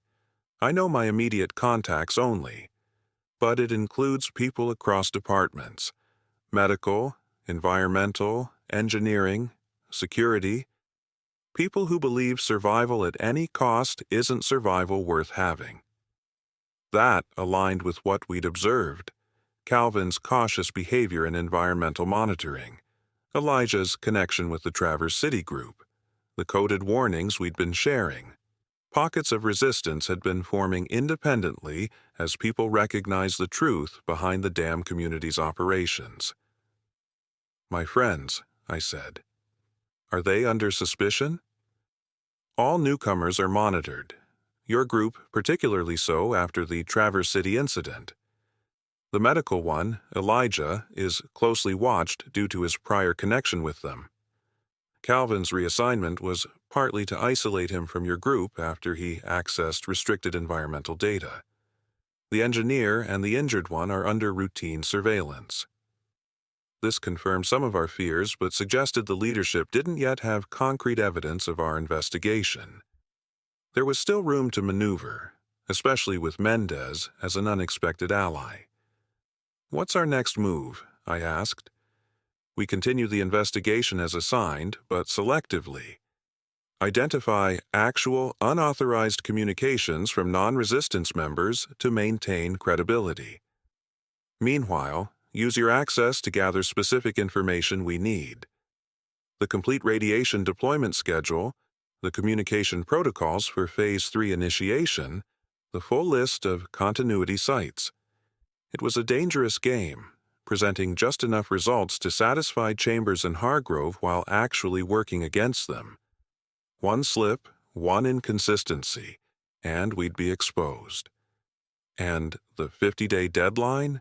What exactly happens then? Mendez hesitated.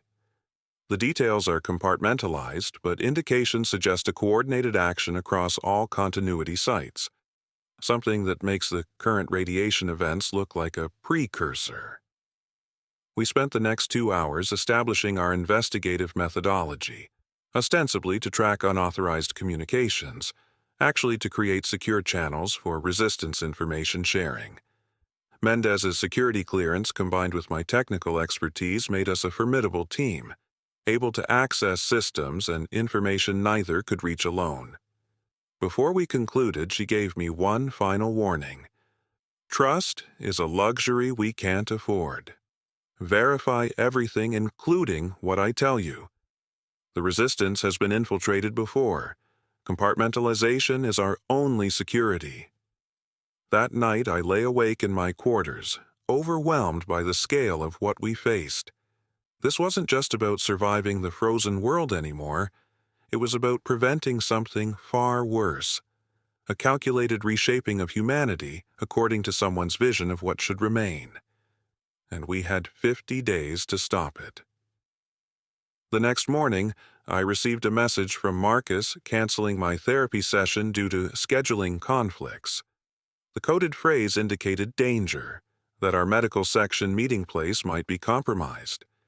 Instead, I found a note slipped under my door with maintenance instructions for a specific communications node, a pretense that would allow me to accidentally encounter Danny during her engineering rounds. We met in a service corridor, maintaining the appearance of colleagues consulting on a technical issue. Speaking quietly, while pretending to examine a wiring diagram, I shared the critical information from Mendez, watching Danny's expression shift from concentration to horror.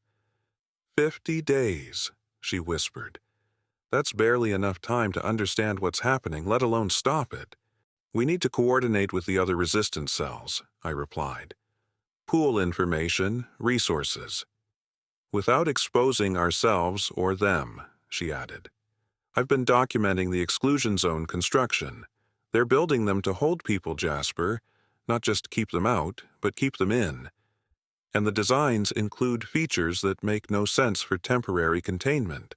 Radiation shielding facing inward, not outward. as if they're expecting something. Her observations matched perfectly with Mendez's warning about Phase 3. These weren't just quarantine facilities. They were controlled exposure chambers designed to protect selected individuals while exposing others to whatever came next. Elijah's managed to access some of the Traverse City data, Danny continued. The radiation patterns aren't random. They form a specific geographic configuration, creating corridors of habitable space between uninhabitable zones, herding survivors toward collection points. Collection points.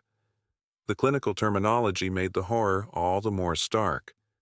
Human beings reduced to resources to be harvested or culled according to some master plan. And Calvin, I asked, still in restricted quarters, but he's been given access to climate modeling systems beyond what was previously available to him. He's trying to get word out about what he's found. Our brief meeting concluded with a plan to establish a more secure communication method, modifications to the maintenance request system that would allow us to embed coded messages in routine work orders. It wasn't ideal, but with our normal meeting places under increased surveillance, we needed alternatives. Over the next week, I split my time between the official investigation with Mendez and covert information gathering for the resistance. We identified several actual, unauthorized communications, mostly benign attempts by residents to contact family members at other facilities, and reported enough to maintain our cover. Meanwhile, I used my access to extract critical data about the continuity sites, their coordination protocols, and, most importantly, the command structure that orchestrated the entire operation. What emerged was a picture more complex than we had initially suspected. The continuity protocols weren't simply the work of opportunistic survivors seizing power in the chaos of the freeze. They were the implementation of contingency plans developed years before, waiting for a suitable crisis to activate. The volcanic winter had provided the perfect cover, a natural disaster that could mask deliberate population management decisions. The dam community was just one node in a network of approximately 30 continuity sites across North America, with unconfirmed reports of similar operations globally. Each site had specific preservation objectives: genetic diversity, technical knowledge, cultural artifacts, all feeding into a master plan for what they called post-event reconstruction. Most disturbing was the discovery that the leadership at these sites, including Chambers and her inner circle, genuinely believed they were saving humanity. In their minds, the controlled reduction of population to sustainable levels was regrettable, but necessary, a surgical intervention to prevent the complete collapse of civilization and potential human extinction. Their moral calculus accepted millions of deaths now to ensure a carefully curated remnant survived long-term. On day 54 of my time at the dam, a critical breakthrough came from an unexpected source. Marcus, using his medical clearance, had managed to make contact with one of the Traverse City doctors being held in a restricted section. The doctor had smuggled out partial copies of their research, data showing that the radiation events were building toward something larger, a coordinated release that would render vast regions permanently uninhabitable. The timetable aligned perfectly with Mendez's warning, approximately 50 days from when she had first told me, now just 43 days remaining. But the Traverse City data added a crucial detail: the mechanism. The radiation events weren't from conventional nuclear devices, but from something called Engineered Radiological Dispersal Systems, or ERDS, essentially sophisticated dirty bombs designed for maximum contamination with minimal structural damage. This information reached me through our coded maintenance request system, hidden in technical specifications for communication node repairs. As I decoded the message in my quarters that night, the final piece of the puzzle clicked into place.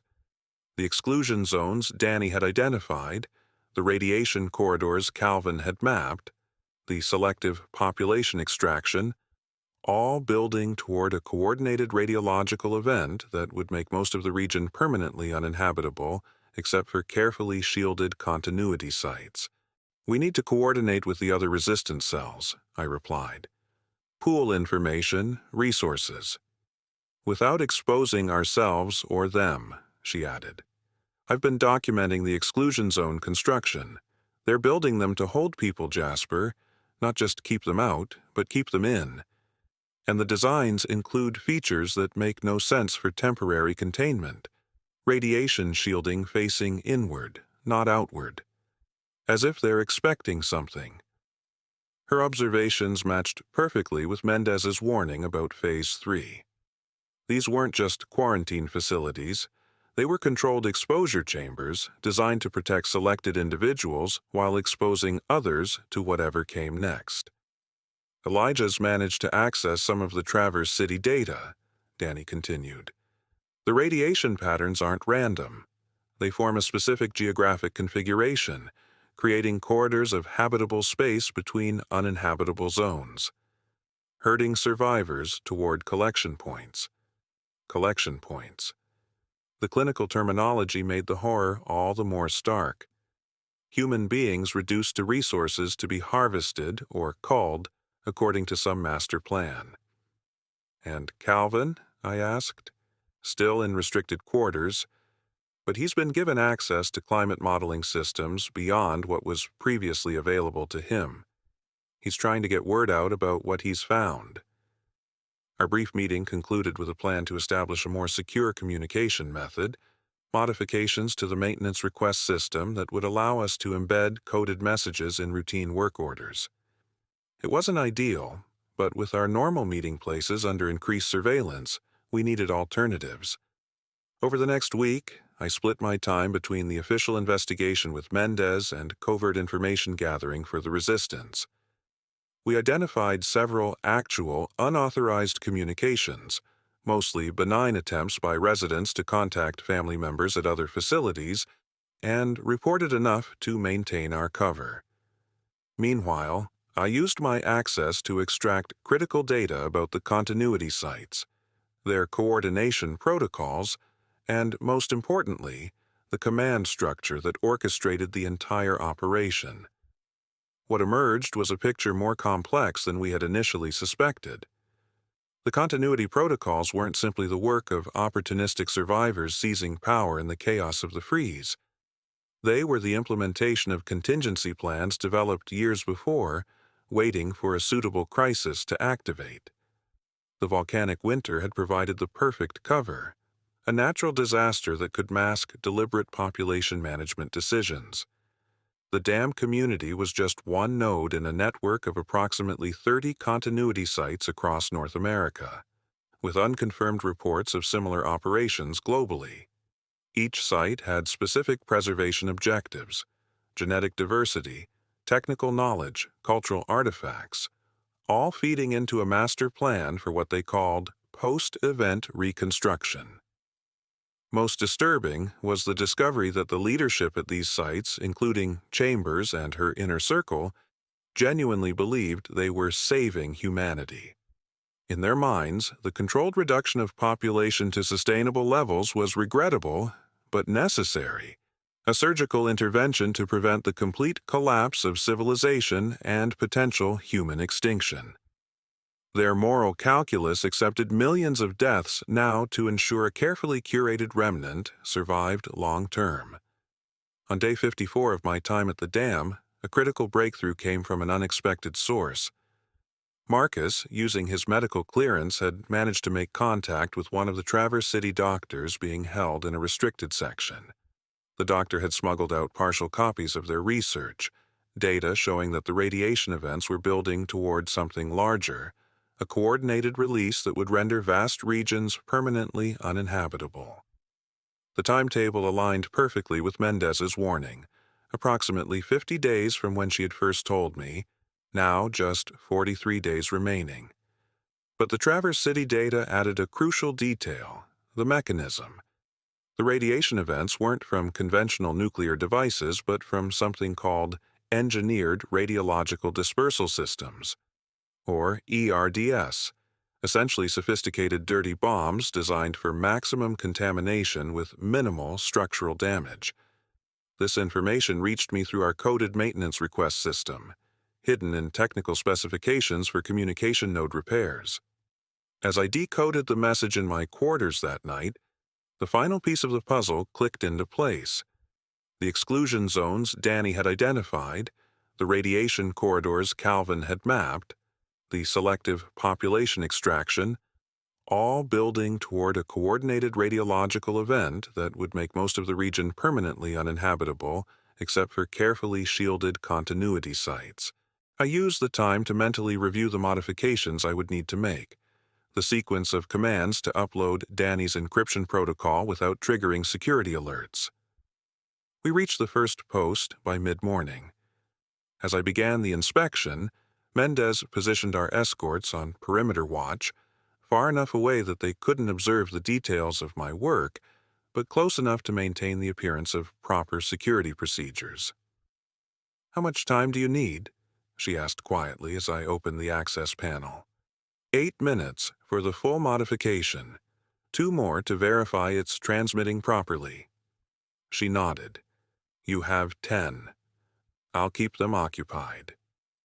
Working quickly but methodically, I bypassed the security protocols, uploaded Danny's encryption algorithm, and reconfigured the transmission parameters.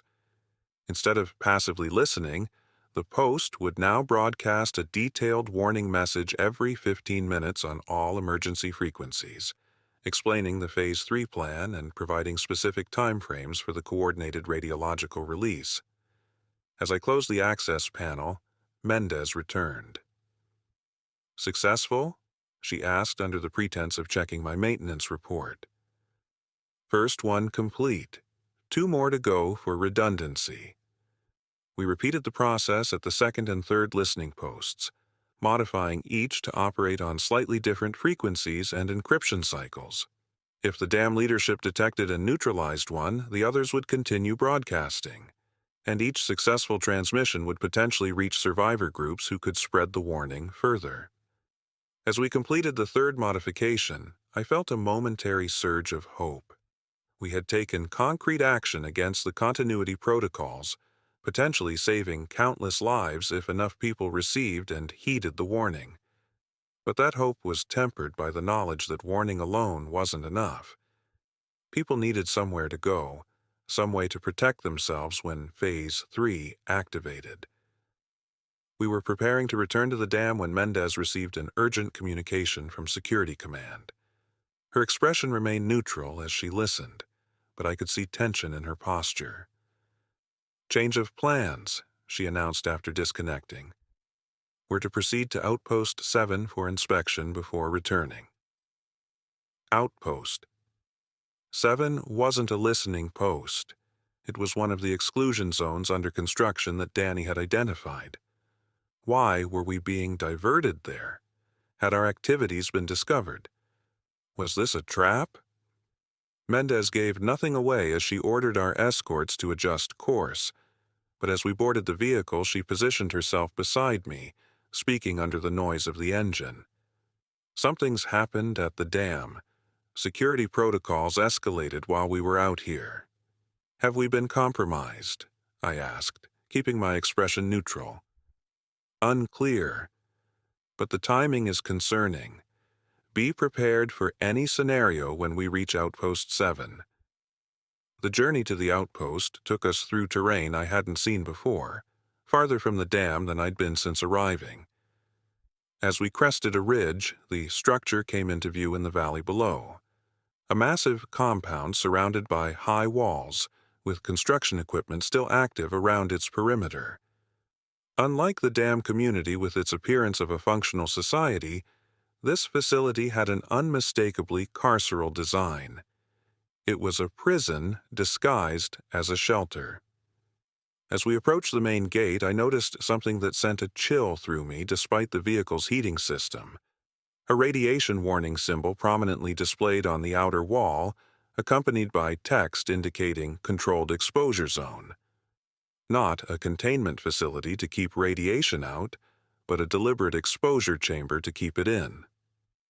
The gate opened as we approached, security personnel moving with heightened alertness, that confirmed Mendez's warning about escalated protocols. Something had definitely changed, and not for the better. We were escorted directly to the command center, a prefabricated structure near the main building. Inside, a familiar face waited. Hargrove, the head of dam security operations.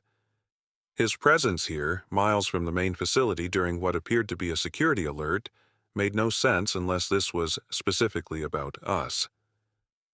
"Officer Mendez," he acknowledged coolly, "and Technician Kavanaugh. Your timing is fortunate. We've had a situation develop that requires immediate attention." Mendez maintained her professional demeanor. "Sir, our mission was to locate unauthorized transmission equipment." Hargrove's expression hardened. "And did you find any, officer? Or perhaps create some instead?" The accusation hung in the air, confirming our worst fears. We had been discovered, or at least suspected. But how much did they know? Had they detected the modifications to the listening posts already, or was this based on other intelligence? "Sir, I don't understand," Mendez replied, her confusion seemingly genuine to anyone who didn't know better. "We've detected unauthorized broadcasts from our perimeter systems," Hargrove stated flatly. "Emergency frequencies, encrypted messages discussing classified information about Phase 3 operations. The timestamps correspond precisely with your inspection schedule." He turned his gaze directly to me. "Interesting that these broadcasts began immediately after a communications specialist with known connections to persons of interest gained access to our equipment." "With all due respect, sir," I said, keeping my voice steady despite my racing heart, "I followed standard inspection protocols only. If there are unauthorized transmissions, perhaps they're from the equipment we were sent to locate." Hargrove smiled coldly. "A convenient explanation. Unfortunately, contradicted by the technical signature of the broadcasts, which matches our own systems." He gestured to the security personnel flanking him. "You'll both be escorted back to the dam for formal interrogation. The continuity protocols are too important to be compromised by misguided idealism." As the guards moved to take us into custody, I exchanged a brief glance with Mendez. Her almost imperceptible nod conveyed a clear message: be ready. What happened next occurred with stunning speed. Mendez moved first, disabling the nearest guard with a precise strike. I followed her lead, diving for cover as she drew her weapon.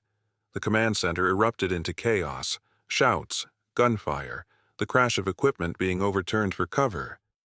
In the confusion, I managed to reach a communications console, frantically typing commands to access the outpost systems. If we couldn't escape, we could at least try to complete our mission, exposing the truth about the continuity protocols to anyone who might be listening.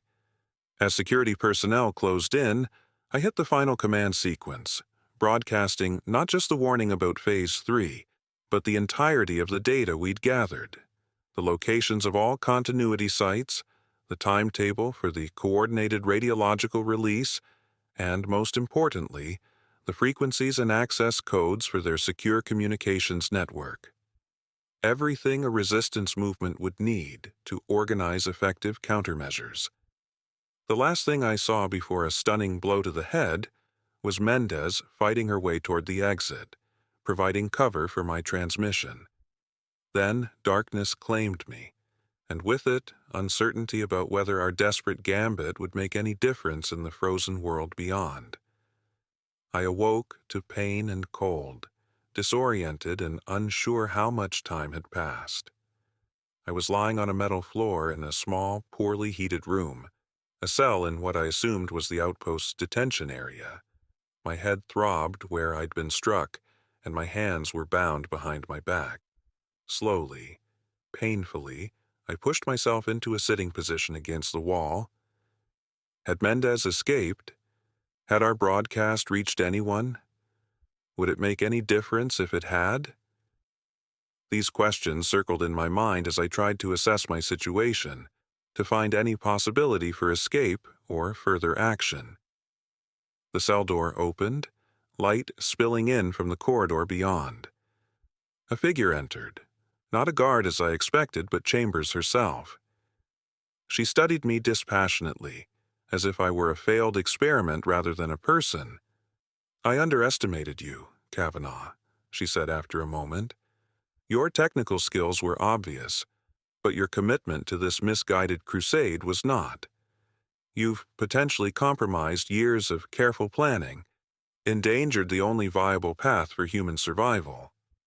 "By exposing a plan to murder millions," I replied, my voice hoarse, "you call that saving humanity?" Chambers sighed as if disappointed by a child's inability to understand complex concepts. "Controlled population reduction isn't murder, it's triage on a global scale. The freeze was just the beginning. Even if temperatures normalize, the damage to agricultural systems is irreversible in the short term. Billions will starve in the coming years. We're simply managing the inevitable more humanely." "There's nothing humane about radiation poisoning," I countered. "Nothing necessary about selecting who lives and who dies based on your criteria of value. Necessity isn't defined by our preferences, Kavanaugh. It's defined by reality. The reality is that Earth cannot support its current human population with compromised agricultural systems. The choice isn't whether people die. They will. The choice is whether human civilization survives in any form." Her cold logic was perhaps the most terrifying aspect of the continuity protocols. Not that they were the work of monsters, but of people who believed absolutely in the rightness of their calculations, the necessity of their actions. They had reduced human life to numbers on a balance sheet, survival to an equation that required certain variables to be eliminated. "Even if you're right about the scale of the crisis," I said, "you're wrong about the solution. Collaborative survival, pooling resources and knowledge across all survivor groups, would be more effective than your selective approach. You're not saving humanity. You're curating it according to your preferences." Chambers' expression hardened. "Your broadcast won't change the outcome. Phase 3 has been accelerated in response to your interference. The coordinated release begins in 72 hours rather than 43 days. Some will seek shelter based on your warning, but most won't reach safety in time." The revelation hit like a physical blow. Our attempt to save lives had instead shortened the timeline, potentially resulting in even more deaths.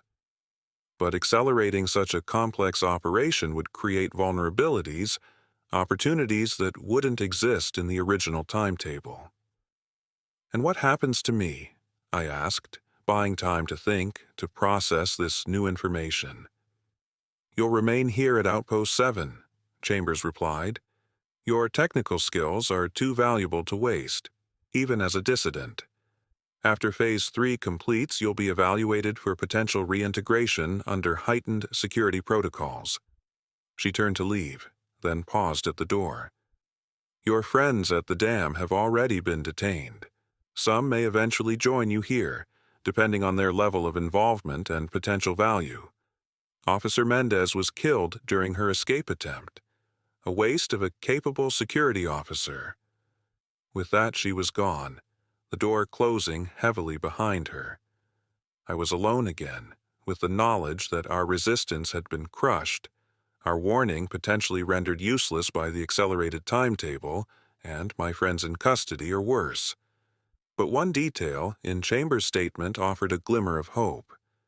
Mendez had been killed during her escape attempt, not after, which meant she might have succeeded, might still be out there with the knowledge and training to take action.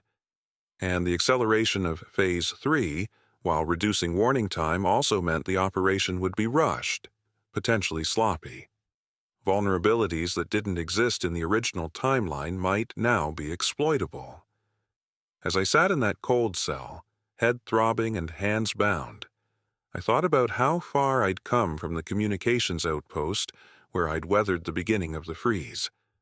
From a solitary technician focused on personal survival to part of something larger, a resistance against those who would reshape humanity according to their vision of what should survive. The frozen world outside had changed me, forced me to adapt, to see value in connections I might have overlooked before. The nickname Scraps, once just a reference to my habit of collecting discarded equipment parts, had become something more meaningful, a philosophy of finding value in what others dismissed, of improvising solutions from limited resources, of seeing potential where others saw only waste. And now, despite capture and apparent defeat, that philosophy gave me reason to hope. Because if there's one thing I had learned in 60 days of this Ice Age apocalypse, it was that survival isn't just about individual endurance. It's about connections, adaptability, and the refusal to accept that any situation, no matter how dire, is beyond salvation. Whether Mendez had escaped, whether our broadcast had reached enough people to make a difference, whether we could still prevent Phase 3, these questions remained unanswered. But in this frozen new world, where the old rules and structures had crumbled under the weight of snow and ice, perhaps the most revolutionary act was simply to believe that a better outcome was possible and to act accordingly until the very end.